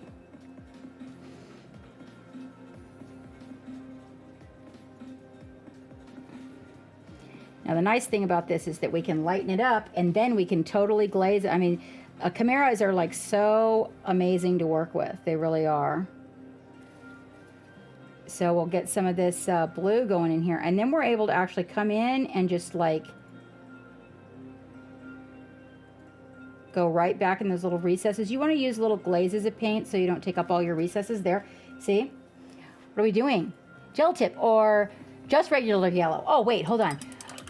No, I'm using Cold Yellow by Chimera. It's Cold Yellow. And we're going to take a little bit more, and then we'll come in here and we'll kind of like bring it in over the shadow. We want to glaze it over the shadow so we don't have such a dark bluish looking shadow in the yellow, right?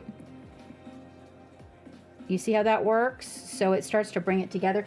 The other thing I'm going to do is I'm just going to take a witty bit of the shadow color and mix it with the yellow so that right here I can sort of drag it in to get a little bit more of a variegated appearance on that. Gradient is the word that you guys would want me to use. Okay? And then we'll flip it and we'll do that same thing to this. We're talking a tiny bit of the yellow mixed with the shadow color, and that shadow color that I'm using again is Payne's Gray. That is an ink. And once we get those two mixed together, you'll notice that that really smoothed it out. Hello, Paul. Did I miss you? Hello, Dextrose. Wait a minute. Is Paul Dextrose or Dextrose Paul? Well, hi, Paul. Hi. Oh, Necron Warriors. Okay, there's going to be a giveaway for 10 Necron Warriors, 3 Scarab Swarms, 3 Scorpid Destroyers, Necron Overlord. Copy paste from Amazon. In case you're wrong. Okay, you guys. So that's, if we make the goal, we're going to be giving away those guys. Yeah, this yellow by Chimera is really amazing gel tip. It's one of the few yellows. Now, mind you, it still glazes, but just to let you know, it has amazing coverage, like really good coverage. And they make this one. Oh my gosh, you would totally, oh wait, wrong one. Well, I love that one too, but hold on just a minute. I want to show you something. They make this other yellow here. It's in a, this is the non-metallic metal set gel tip. There's a color called Sunray. Oh my God, it's like, they're white and a little, oh, it's wonderful. A little yellow hue. We can actually use this for the highlights on our feathers if we like. Oh, wait, a partridge in a pear tree. And you and Shadow's gonna 3D print a partridge in a pear tree and throw it on top. Yeah, let's try that. We'll try that because I had, whoop! Instead of having to mix it. The nice thing about it is it's consistent. You know what I mean? You always get the exact same color. So we can try a little bit of that. Whoop! Okay, Popeye officially got painted on. So let's see. We'll take a little bit more of that mixture and put it right in here. Hold on.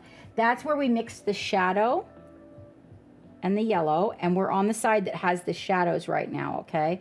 And what I'm doing is making a nice gradient, you see, so that we don't get like just this area chopped off. And then we'll just make sure we've got that happening over here. It looks real good. And then we're going to go back for the blue. Now, in the case of the blue, one of the things that we want is we want to get that Payne's gray in these recesses for the shadows, okay? And then we're going to use a dry brushing technique. Notice I got a little bit on his helmet. See, I told you that I didn't want to finish his helmet because I knew I was going to like get all over the place. Ooh, Miniocalypse is painting with, what is he doing? Is he painting with color shift colors over there? Is that what he's doing? Is he getting crazy? Is he painting his disco guy? Ask him if he's painting a disco guy. I'm gonna have to go back and watch that stream. Okay, so we get a really nice gray at the base of those blue feathers. That's Payne's gray, which, good afternoon. Hey, Dee Dee, how are you and your crazy Eldar? Thank you so much for sharing all your Eldar on the page. You guys, we reached over 100 posts for Noveldar this year. It was really exciting. I'm so happy for Studio J. All right, now we're gonna go back with a drier brush. We painted some red cloth. Now we're probably dry enough, you guys, to do that filter. Super easy. You want to take the base red color that you have, and you want to make it really thin. Okay, that's the first base red we had, the little bit darker one. And all you're going to do is just take it and glaze the entire area. It's really thin. Get the bubbles out. And what's going to happen when you do that is look at how it's going to make the cape like all tie it together. A little filter really makes it nice there. See? It calmed down those chops in the highlights.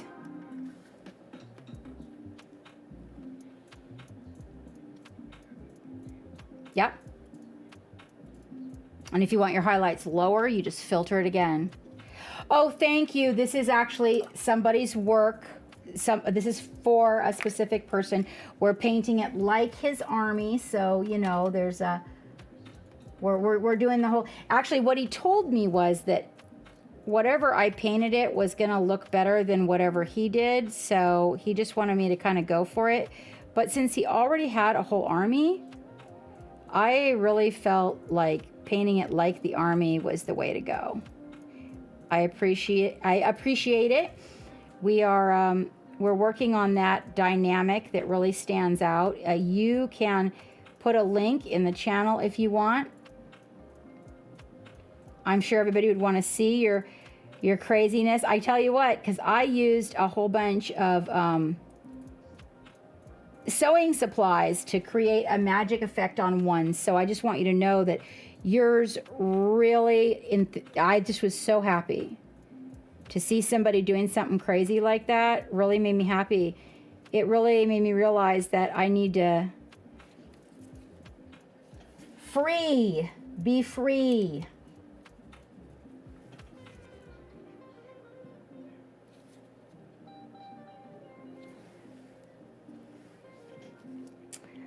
Dee Dee created some Eldar with some crazy magic effects.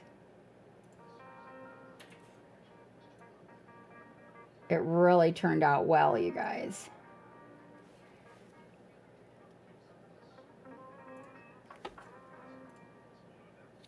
All right. So we got a little bit of red in there. Okay. Now I'm gonna get out a color. So in order to represent the yellow, I'm gonna get out a little bit more of a golden yellow. I don't know, maybe the white yellow would be better, but I'm gonna put this on the side just in case I end up needing it, just a tiny little bit of it.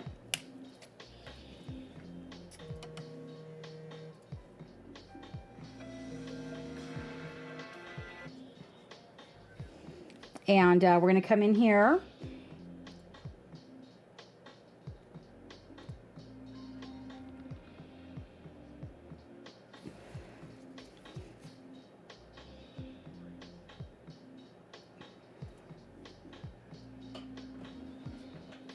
Okay. Then I'm going to go in and I'm going to get the the blue.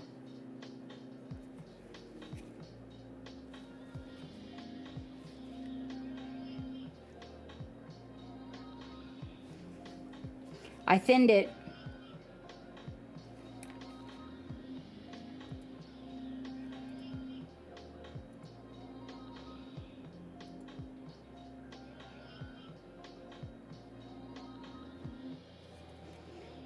He's got a lot of blue on this side.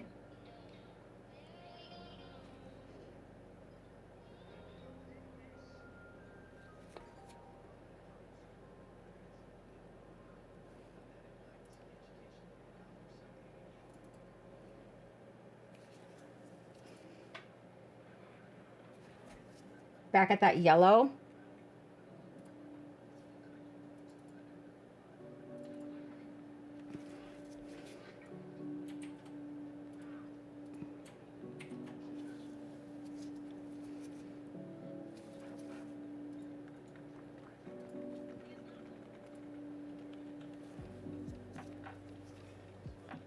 Back at the blue.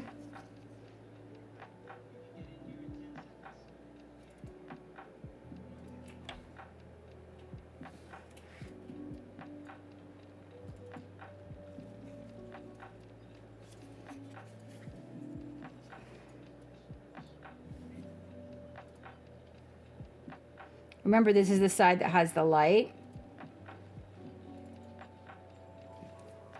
So I'll probably concentrate a little bit more.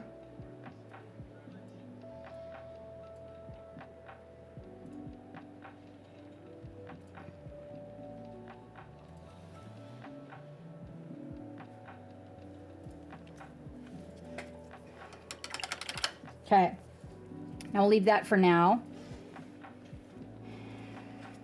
This little bit of a red scoop here. This is our base red that we're using as a highlight here. Okay, now we've got to come in for his details. So we've got a base on his armor. We've got a base that we need to figure out. I think that the reason that all of that is black is probably because we were going to use a little, like something a little shiny, like a non-metallic. I mean a true metallic. Now, I don't want to spoil the representation. I want to keep it kind of in the realm of being cool to go with this guy's army. So I'm thinking a color that's more of a pearlescent.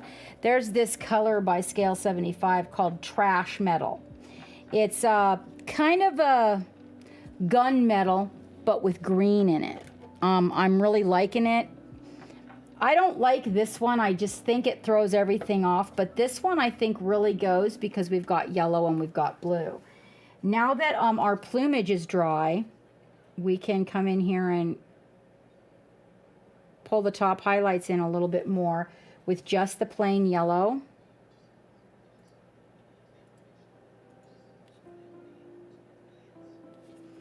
And you see how that works, how the shadow lays underneath of it.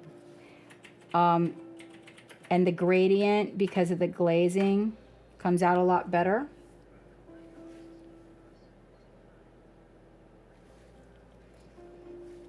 I'll take some real close-ups of it for you guys so you can really see it. The lights, of course, as usual, kind of don't represent what I'd like them to, but again, we're also fixing that when we move the studio.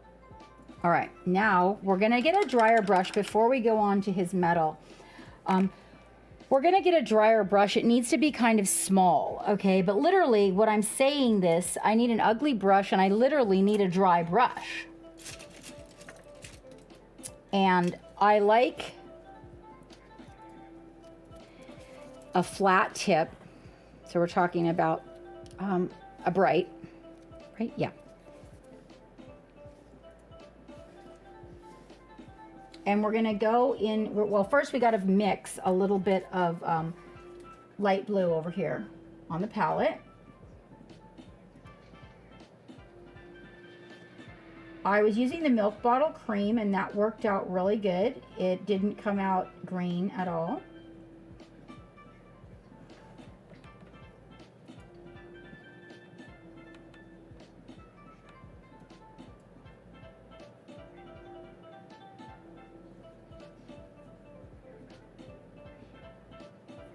Okay, there she is. Okay, now I'm going to take this little bright and I'm going to put it in the first light blue. And I'm going to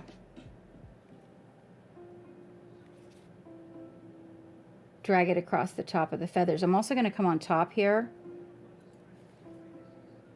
and drag it over the feathers. So it's going to leave all the little stipply, let me focus in on that. There. So it's going to leave the little dark spots. You can also come back with a really fine knife and, a brush and reintroduce.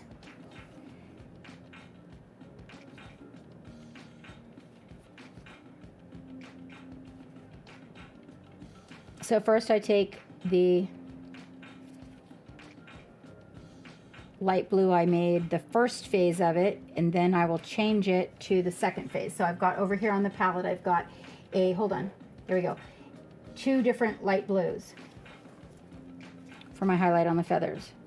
I want to make sure there's not too much paint. You're going to do, this is called overbrushing. It's like dry brushing, but there's more moisture on your brush and you're going against the grain of whatever you're working on.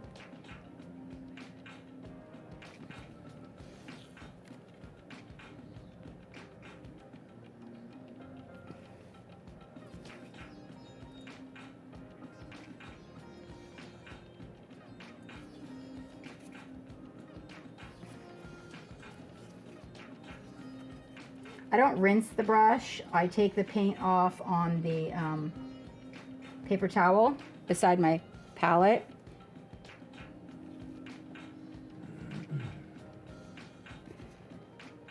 This is the side with the shadows, so there won't be as much on that side.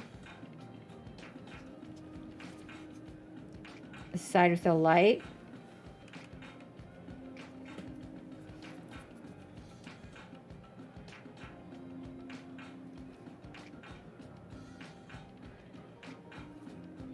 And then I'll go take the excess off and go for the super, super light blue that I made over here by the whites.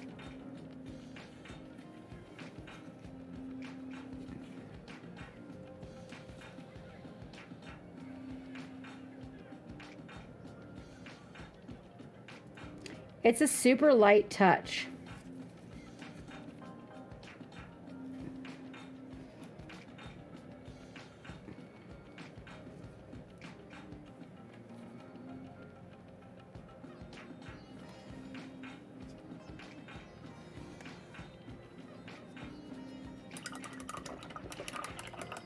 "16 more days. Hey, Danny, how you doing?"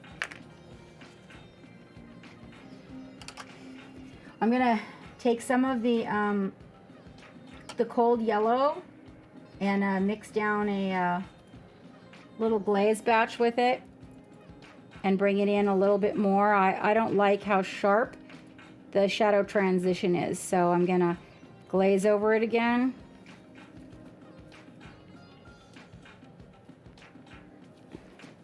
See, it's not as bad on the dark side, but I just think really that's because it has the shadow a little bit different.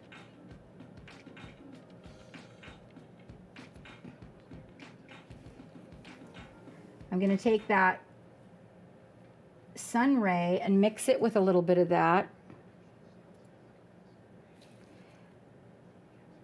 and get the tops of these feathers with it. So I mixed a little sun ray with the cold yellow to create this highlight, where we get that little bit of a glowing yellow feather, okay? Barely any in the shadows though.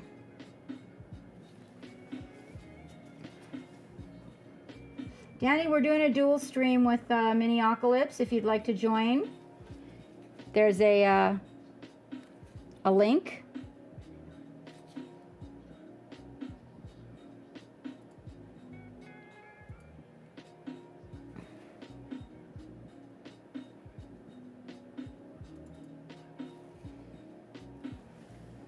And lastly but not leastly, I'll take a little bit of that sun ray just by itself and get it right along the edges of those feathers, right along the front of those feathers.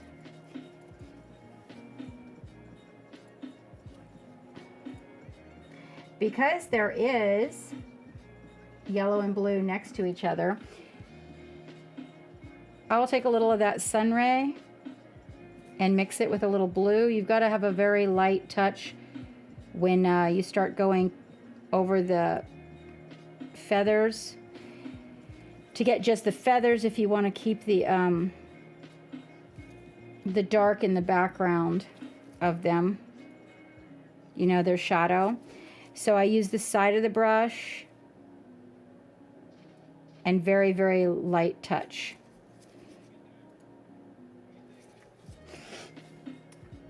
On this side, being as there's light, I can get the shadow just the highlight just a little bit more. I'm gonna add some little tiny spots just to get the glistening.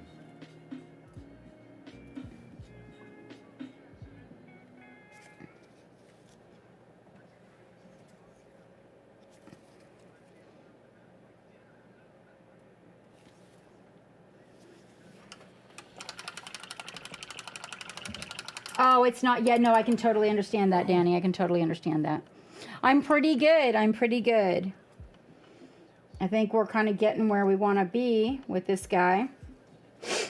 We're getting ready to do his armor here. Now, if I don't like the armor with this color, you guys, then we'll just go back and paint over it with the black, a matte black. I might have actually had this nickel out for it, but I think that the nickel's a little bit too loud. That's why I'm going, because I'm pretty sure that's what that was about. Yeah, does he look good? Awesome. That's what I want to hear.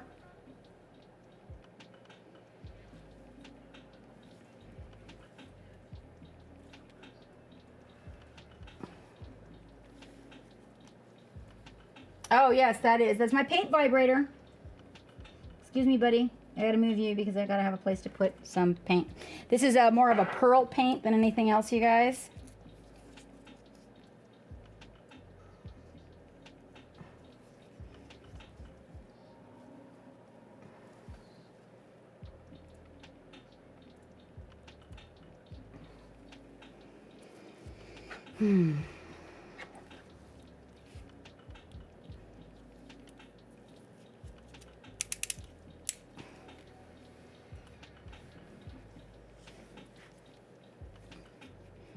All right, we're gonna go in here and we're gonna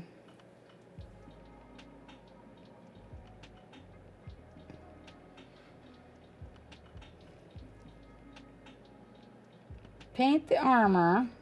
I don't know how I'm gonna feel about this pearly armor, but they do say that these guys are quite fancy, so you know, it might just work out.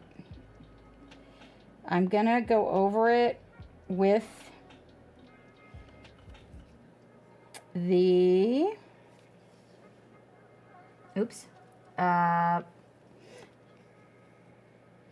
Payne's Gray ink when we're done. So it may actually work out okay. I'm going to use some of the non-metallic metal techniques, which I'm going to include kind of keeping my shadows where I want them, and some super vibrant highlights.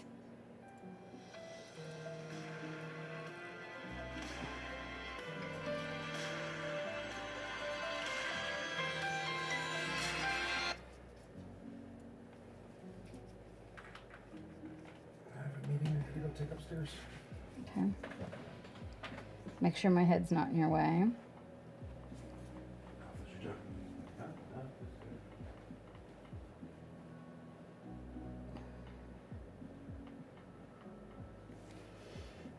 Let's see where this leads us.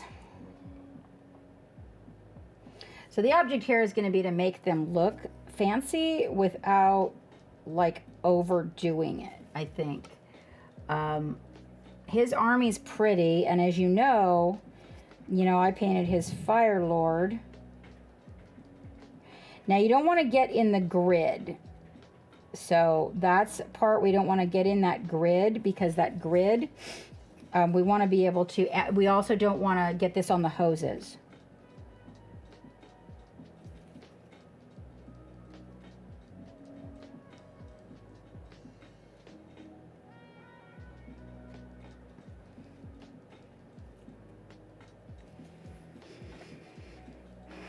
Who's the visitor from outer space? Oh, the little guy. This would be the Grim Grip Shadow. Where are you located? You in the U.S.? Are you in the U.K.? What is your location, my friend? Your Shadow, why haven't we sat down and painted before? Whereabouts? I'm right outside of Columbus.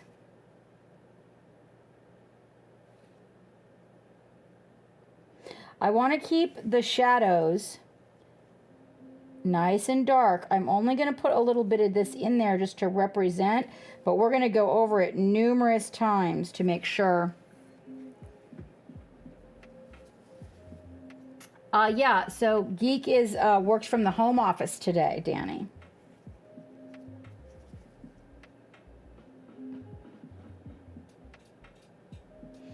So he's got a meeting that he has to go to upstairs, and he's working on fixing a couple of things on the stream.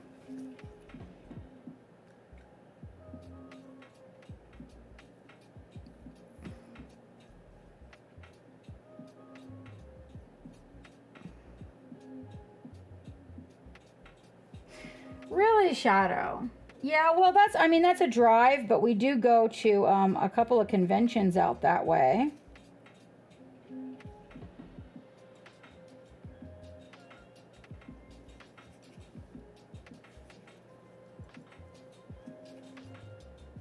Okay, somehow I got a piece of the armor painted the wrong color over here, but that's totally cool,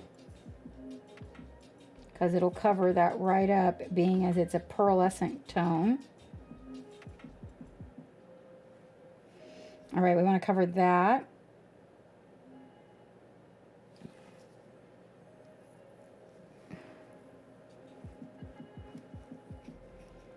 Yeah, he's been trying. There's some stuff with the stream that isn't working, as expected. So we're making some changes, Danny, for the new year.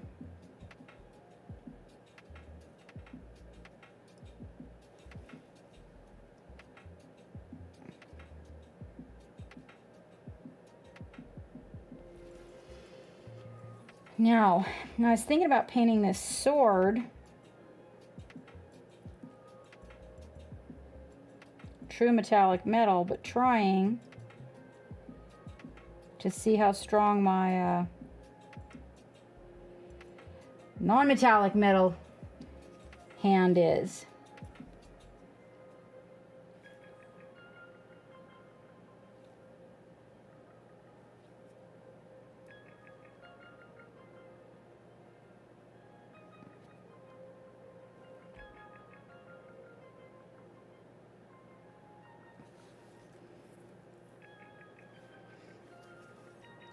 Oh, right on, Gallowfire. Well, welcome aboard.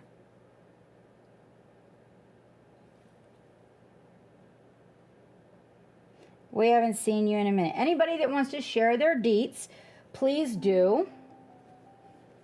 I have a doctor's appointment today, too. I need to keep on track of things. I don't know if I have an alarm set for that, actually.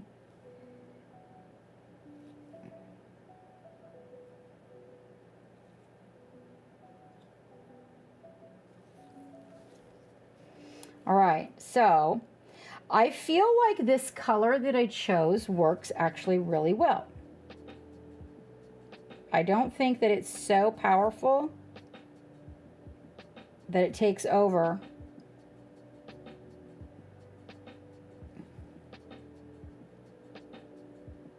I like the green in it. It kind of warms it up a little bit.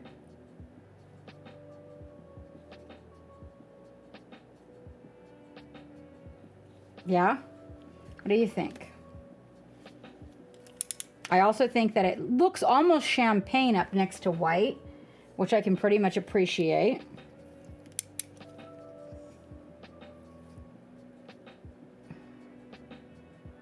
Oh, really?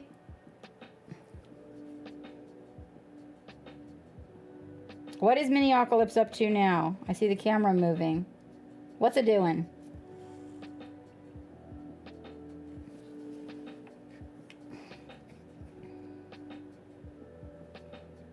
What about any other type of hobbying or art, Gallifire? Anything else?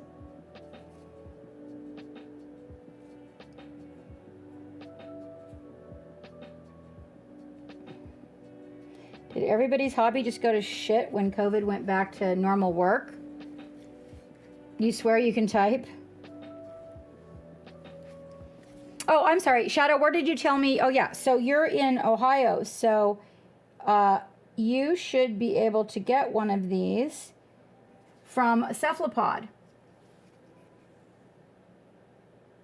Actually, you know what? If you'd like to buy one from me, my stock is here, Shadow.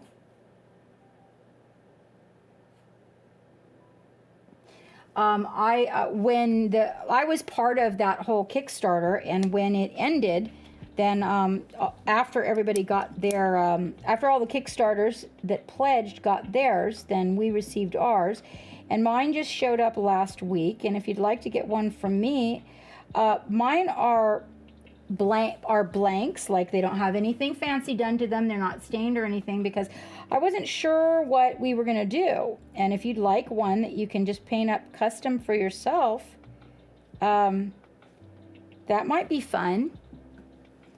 Hello, Vince. How are you doing?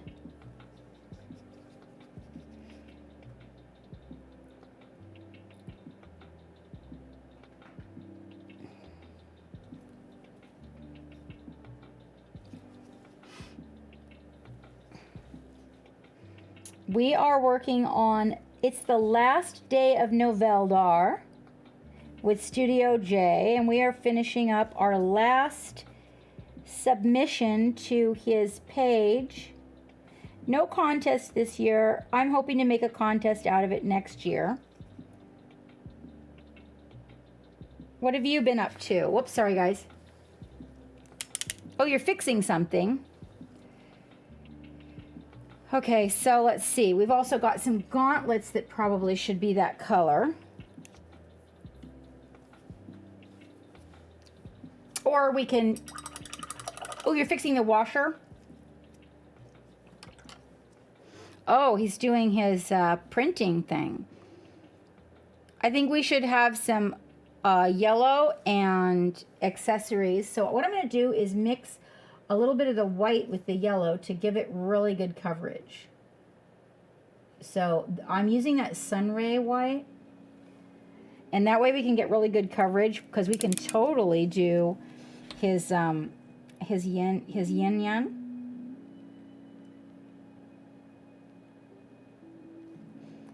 Yellow and blue. That'll really tie things in nicely.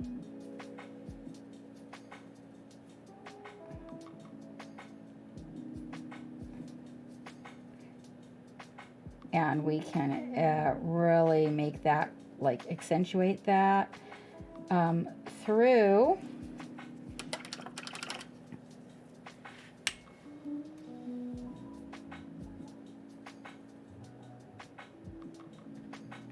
oh yeah, so yeah, it is. It's all magnetized. The ball is not magnetized. The handle is magnetized on both ends, so you can put a really big miniature on top if you want, and then the hat comes off with the ball in it. So a lot of times when I'm not on camera, or if I'm getting up really close, I do this, right? So I can kind of, you know, cuddle it. And the ball comes, so it you know, has this free range of motion. Not just the ball, but also the miniature is magneted there. So like you can take the ball off and still magnet the mini there if you want, but you just don't get... what I get from this is to be able to you know, turn it and get in all the angles I want to. When I first started working on my spine, I had the shakes a lot. And so it was really helpful for that.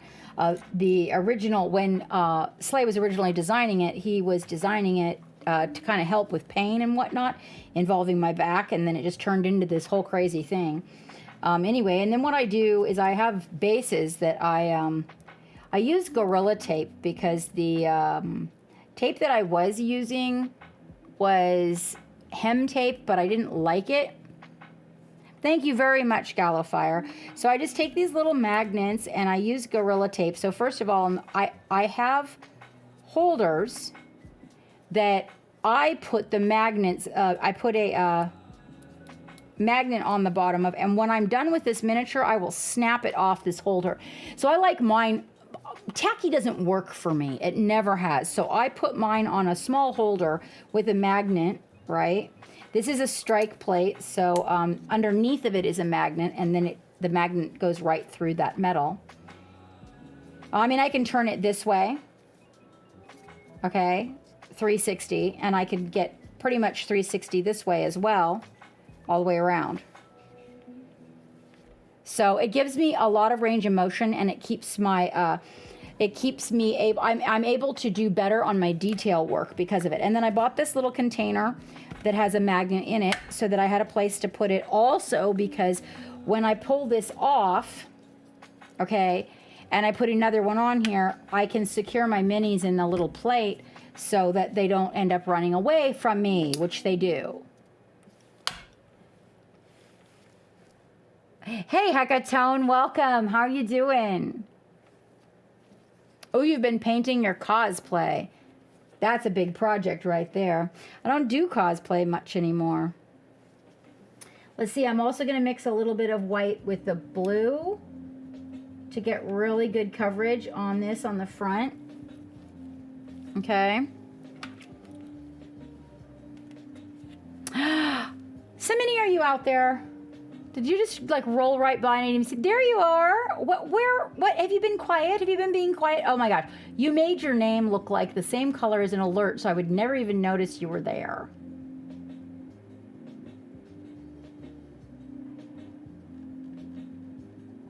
I am ignoring. No, I'm not ignoring you. Really, did you like pop in there and say something and I just totally ignore? I feel bad. Did you say hi? I'm going all the way back in the chat. I don't see it. Oh, Terry. Hello. Thank you very much. Thank you for that compliment. I'm so sorry. I'm like getting into this so deeply that I'm just missing shit. Thank you so much and welcome aboard. It's nice to see you. I hope you're still out there. Terry Yin or Terry Jin? I don't see you. I don't see you. Simony, really? Really?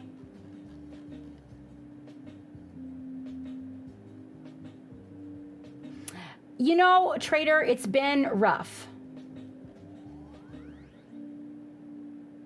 The game situation has been rough.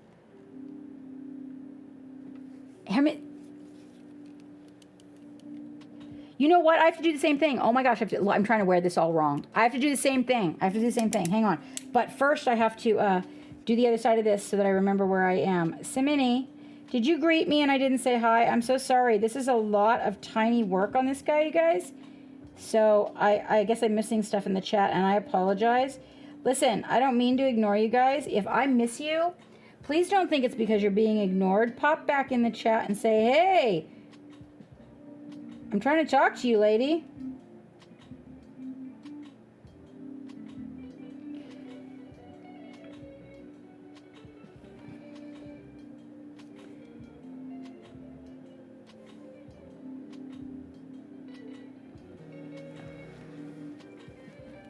Oh, you were joking. Okay. All right, that's official. I actually have to go take my medicine. Okay, so we're going to do like yellow and... Oh, hold on. Let me bring that in for you guys. Yellow and blue on his yin yang. Yin and yang, is that right? Or is it yin yang? You know what? That always confuses me.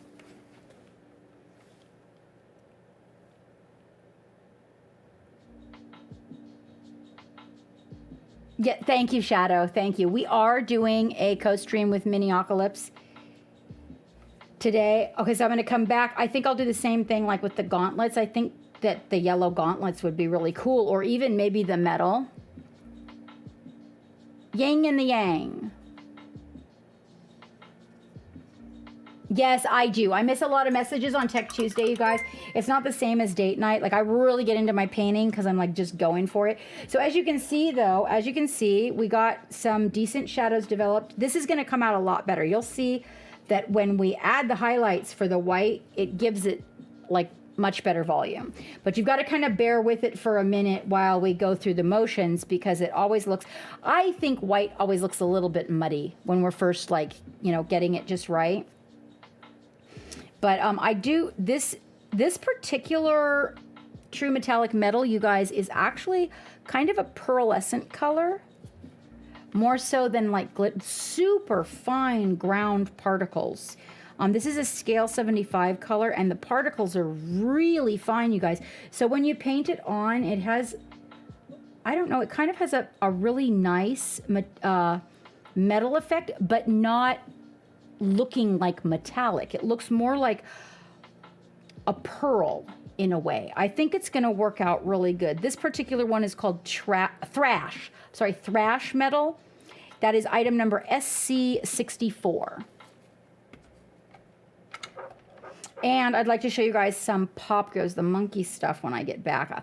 I'll show you guys my kit bash that I'm working on because you guys weren't here earlier. Oh my gosh, it's so much fun. It's crazy good. The Yogg. Okay. All right. Yes, I shall show you the craziness here in just a minute. I am going to go upstairs and grab my medication and take a quick bio. I do not have an intermission screen, so you guys are going to have to hang out with this fellow here. Be easy on him. Don't let the orcs take over the desk, and I'll be right back. I'm also going to move my mat because my chair keeps falling in the hole. And it's peeving me.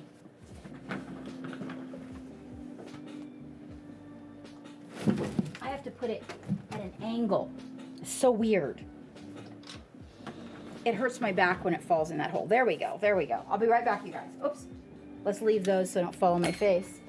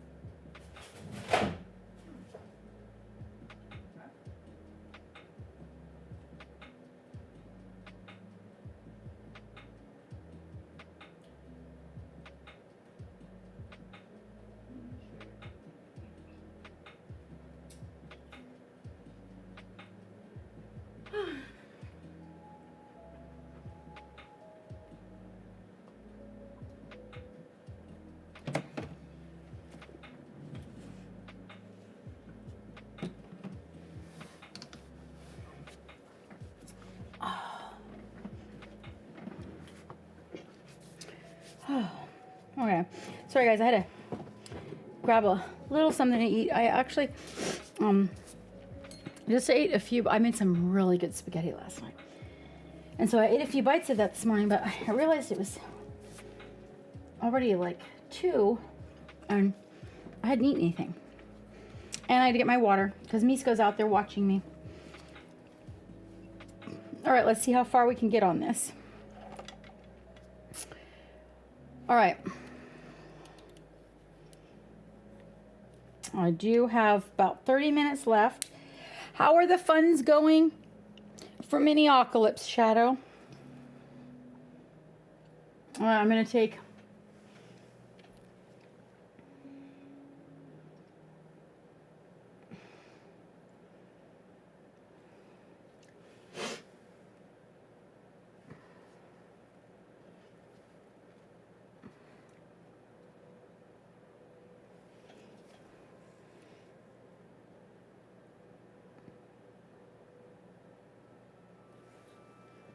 Oh, we're still at 870? Aw, boo. I was really hoping that today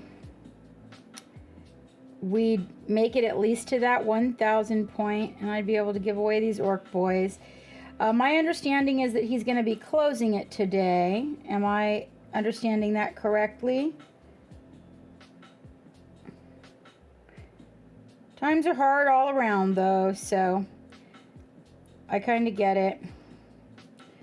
All the stream. Whoop, sorry guys. That's not helping you, is it? There we go.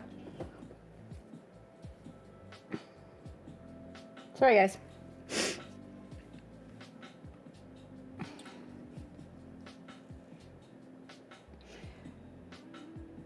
I know all the streams have been kind of slow and everything. Geek's birthday is New Year's Eve, you guys. We don't know if we're going to be streaming again this year or not.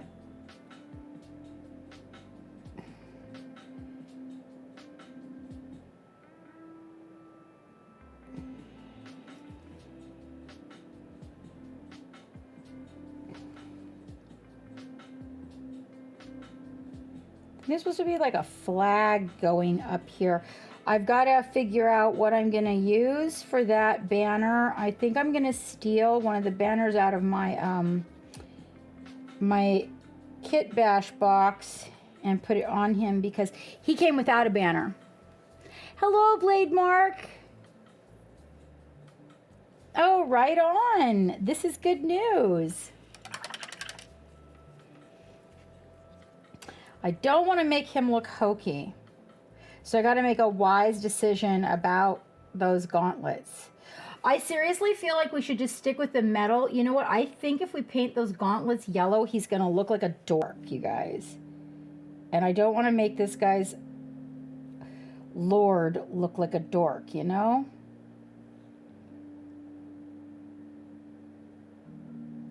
We've still got all these jewels to paint, so it's going to be like all about the jewels the next time. Simini sent me a tutorial on, I think it's Jewel Light.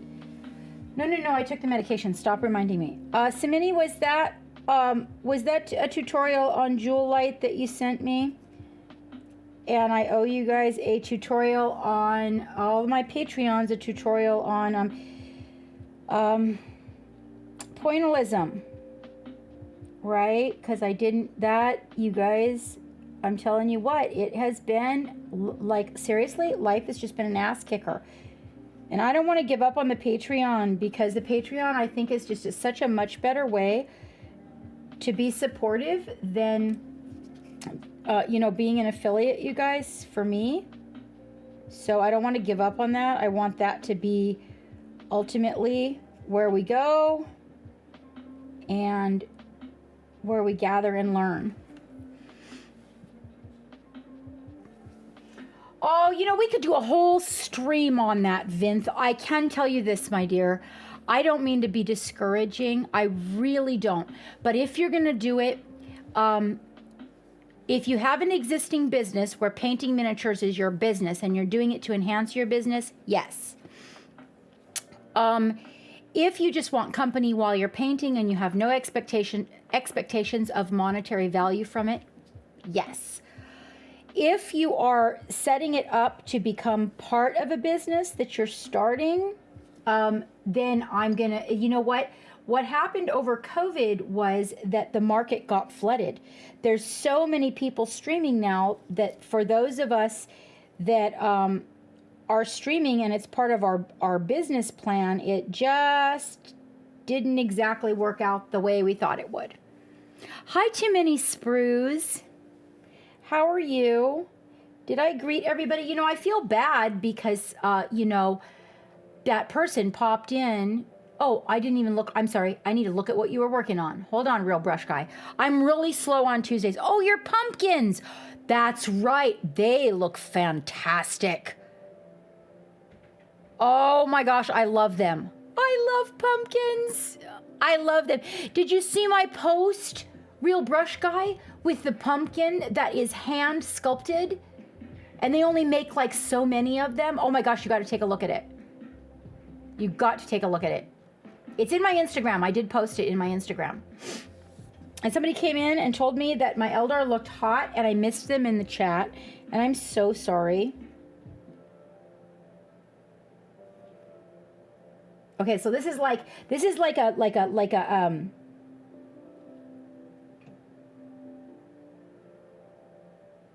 machine gun on his arm. Did I got that right?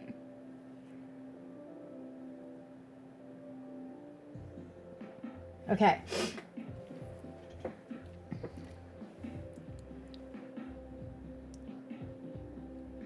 Oh my gosh, with your bone. You know what?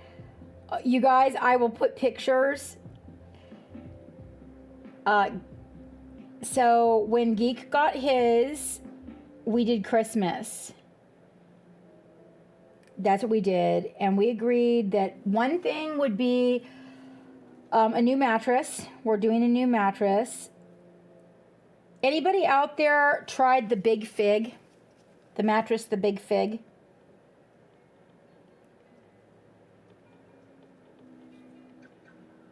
We're going to do the purple this year. And if it doesn't work out, cut it into cushions for the upstairs loft. And then we're going to do the Big Fig. But let me see what you got. Oh, that would be amazing, Vince. Oh, that would be so cool. Oh, yes, big boys, big boys, big boys. Oh, squigs. Oh, squigs, yes. Oh my gosh. Is that available right now, the red gobo? Oh my gosh. I can't believe I missed that. I didn't even know it was out there. I wonder if our game shop has it. I want the red gobo. That is quite the haul. I did not know that red gobo thing was happening. I tell you what, I miss that sometimes. But, you know, I haven't been paying as much attention to that stuff because life has just been like, you know, being a real kick in the balls.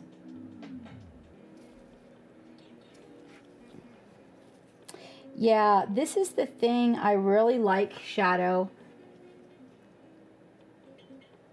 about this is being able to get all those little nooks and crannies and it's held like stable in a spot while I do it.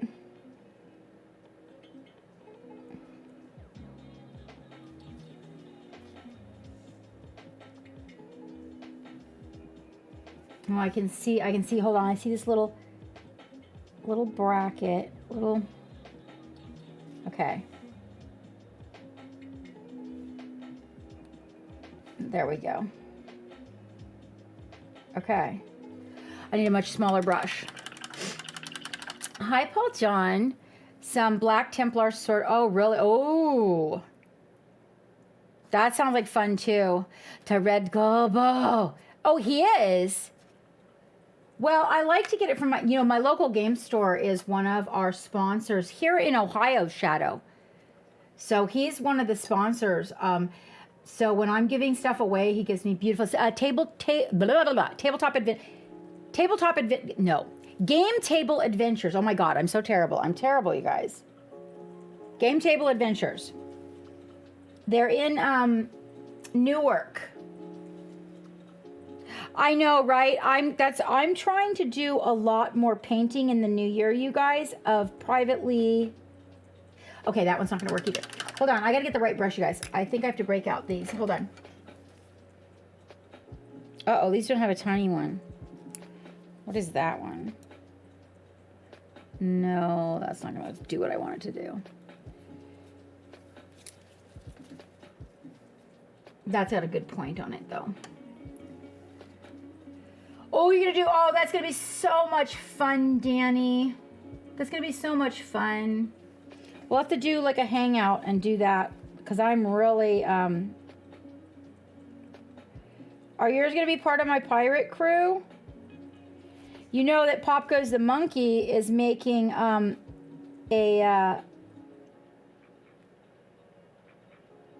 a chapter that's just for us.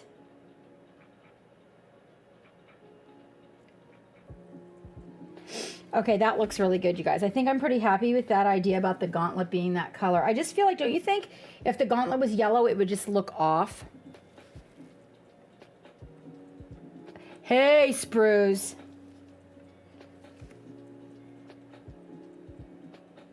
All right, so I'm gonna mix, I'm gonna take a little bit of this blue and I'm gonna mix it into the metallic, okay?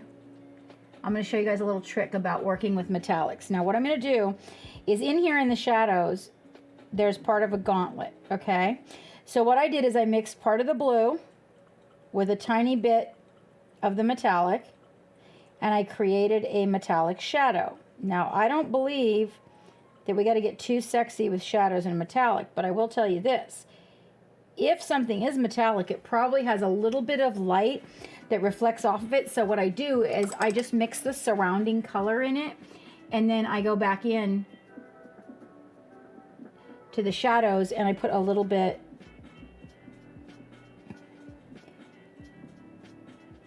like that. So you can sort of see it, but it's not like blatantly obvious.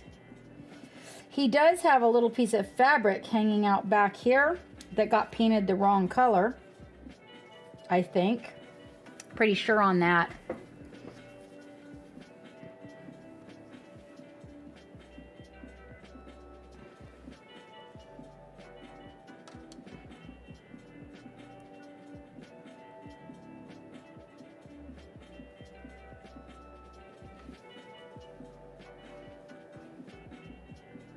Can you guys hear music?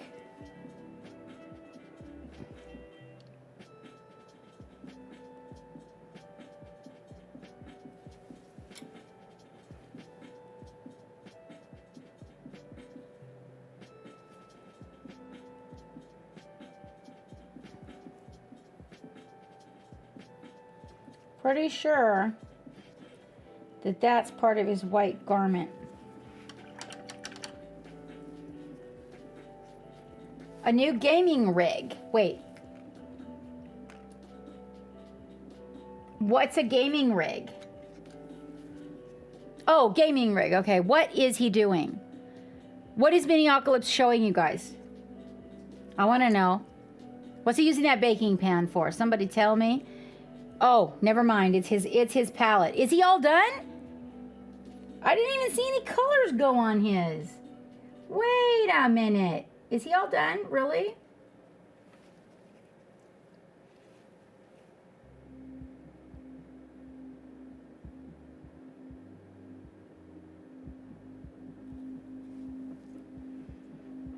Oh, new PC. Oh, you did? Oh, okay. Oh, he was showing you his wet palette.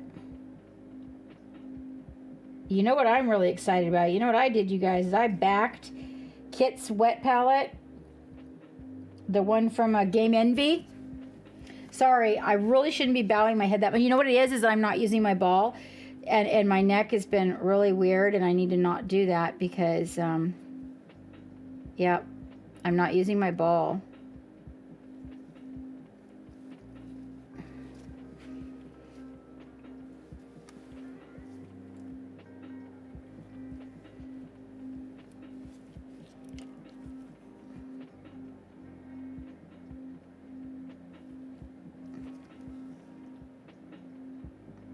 So you know what? Not one person told me how their Thanksgiving was. I guess you've just told enough people that, haven't you? Okay, so now we're going to get into this really technical part here. I'm getting my ball. Where the hell is my ball? There she is. Hang on, guys. Okay. So I'm going to get into the part on his little boots.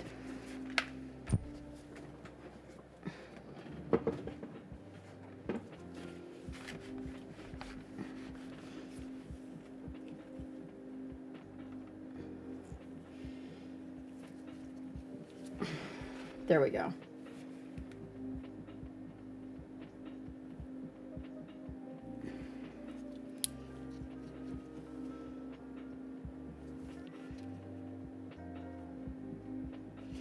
Before I do that, I'm going to save that. Before I do that, I'm going to get into the ink again.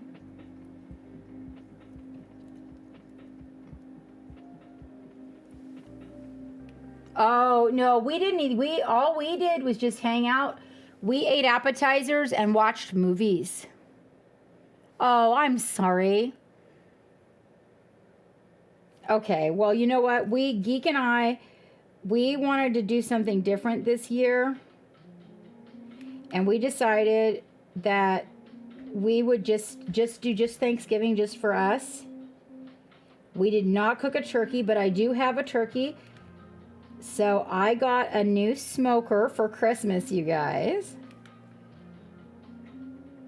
Right. And I knew you guys would want to see it, so we're going to smoke in it. We're going to do a little stream for that.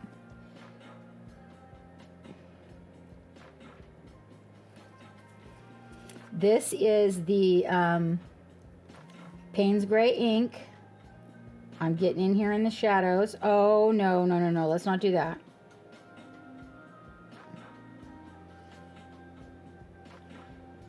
It makes for super good dark blue shadow. Actually, it's a good shadow for anything, to be honest with you guys.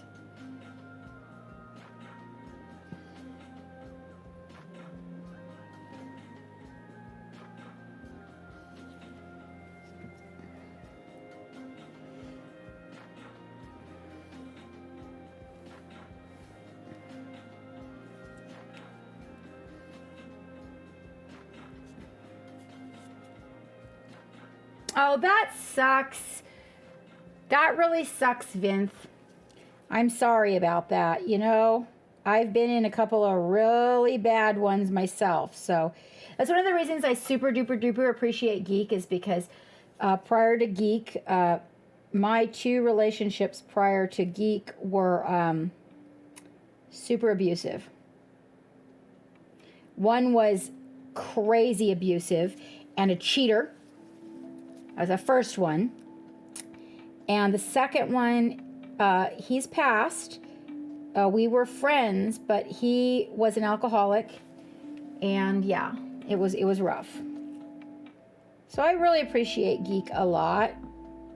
He's just a really super nice person. Really, really nice to the family. His mom loves me, which is so cool. Actually, I'm still friends with my first partner's dad.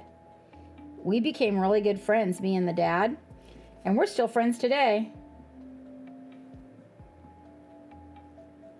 Okay, so I got this really deep shadows around the blue laid in, so that when I get in here, we want to make sure that the dark colors, because if we got to come back in here and try to put, if you could imagine trying to come back in here and put the dark colors in, what that would be like.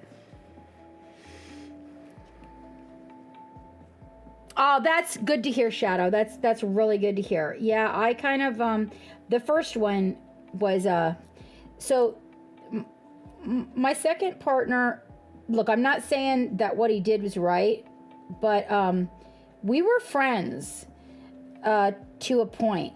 You know, we just didn't work kind of as a couple. My first one, oh my gosh, he's something, you guys, just something. He's a work, that's for sure. But my second one, he quit drinking for 5 years, and I thought it was going to be fine. I mean, and during that time, he was good. Things were good. And then one day, he just decided he wanted to start drinking again. And wow.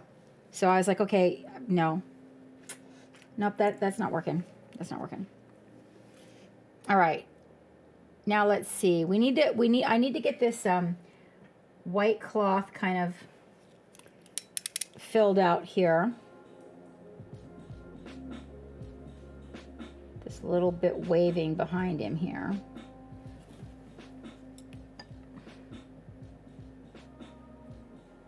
Yeah, I think, as we move along in life, we just kind of learn.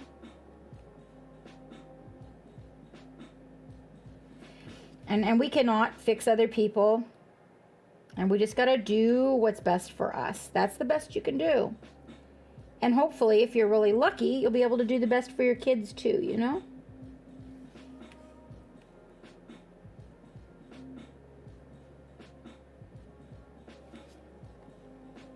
All right, that looks pretty good.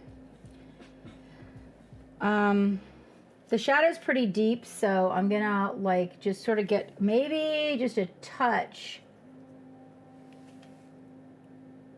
It's because it's really gonna be mostly the colors around it. And again, we're going for that. I really want it shadowed, but at the same time, it is gonna kind of be a little bit separated from everything else.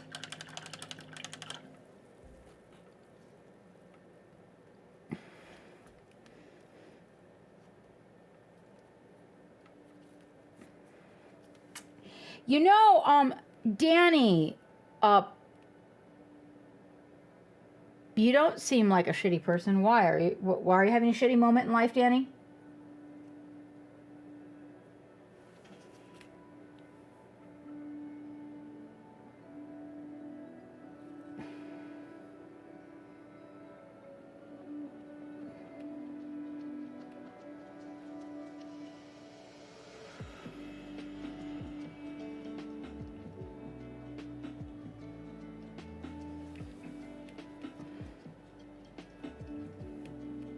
Okay, now I'm going for the blue, mind you, and then we're just going to come in here and pick up the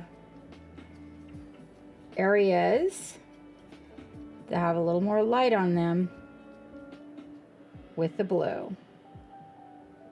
We're going to leave the feet nice and dark, though. We don't want to draw too much attention to the feet. This will be the shadow in the areas that are in the light. Cap, I require your attention, please. Okay, hold on. I got blue. You got blue? Yeah, I got blue. I wish I had that problem. Oh, wait, I do have that problem. Okay, guys. Hang on, Geek needs my attention. Don't get crazy with any highlights on the feet. We don't want the eyes drawn to the feet, right?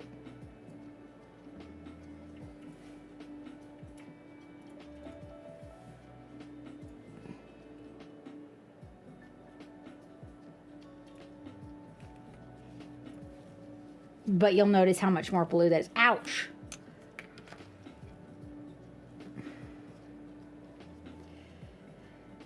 I won't entirely vouch for a person until I really know them. But as far as I know from my dealings here, yeah. The people that hang here, I find them all to be good people. But I have learned that until I actually meet a person in person and can get my vibe, I won't say, yeah, or maybe I spend a lot of time online with them, like privately, where I can really get to know them and about their life and stuff. Yeah, because things can kind of be a little deceiving on the internet. So, but in general, I like to say that the people that I spend time with here and that show up here and hang out here are good people. For the most part, I think I can feel the ones that are. Look at how beautiful that blue is. Yes. About to jump in a meeting. That meeting's going to run to the very moment we need to start getting ready to go. Oh, okay. you're going to need to set an alarm for yourself. Okay, so I should, well, if that's the case, then I should, because that means, what about dog and all that? Are you jumping in the meeting at what time? In less than 5 minutes. Okay, so I'm going to take everybody over to Minneapolis then. You guys, yeah, I think that Billy Blue, hey.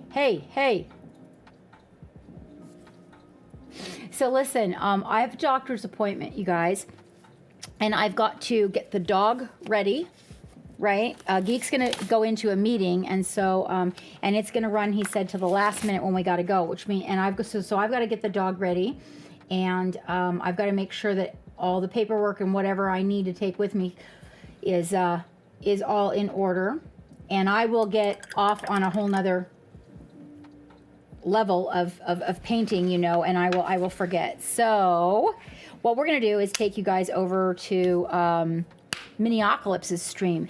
Now remember, you guys, that he's got a GoFundMe running, okay? And be sure to somebody, Too Many Sprues, Danny, Shadow, you guys are all friends with me in the Patreon. So if we hit that 1,000 mark, just notify me in Patreon. And Minneapolis can do the giveaway in his channel if he knows how, and then you guys can send me the information. All right. In the meantime, it really was. I have to go adult. This is the second experimental injection on the thoracic, which is the center back above your waistline, and so hopefully. The next one will actually be the nerve burning. This has been working great, you guys. It's been working great. Thank you very much, Ishan, you guys. Thank you for making it. We've got most of this guy in order. I'm sorry I didn't have a chance to show you my my Orkmobile, but I'll take pictures and put Decka Decka Bang Bang in the Instagram for you guys to take a look at, okay? Meanwhile, we're going to send you over to Minneapolis. You know, we'll be here Friday. Right? And so between now and then, you know the gig, right? The brushes, the paints, the minis, and get your fucking paint on. Thank you guys so much for joining me. It was nice to have a nice crowd. It was really nice. And let's get, we didn't get a shout out for Pop Goes the Monkey, you guys. I want to get a shout out so you guys that are building and want to do some kit bashing, want to make your own regiment, whatever, you need to go check it out. He has expanded the goodies since he and I started too. So he's got like the ore cans, and he's got beer bottles, and he's got a mimic cooler, and he's got all kinds of cool stuff, like all kinds of cool stuff. So you guys should definitely pop in there and check him out. Are you pulling the raid? Yep. Oh, okay. All right, you guys. I will see you on Friday. Keep in touch.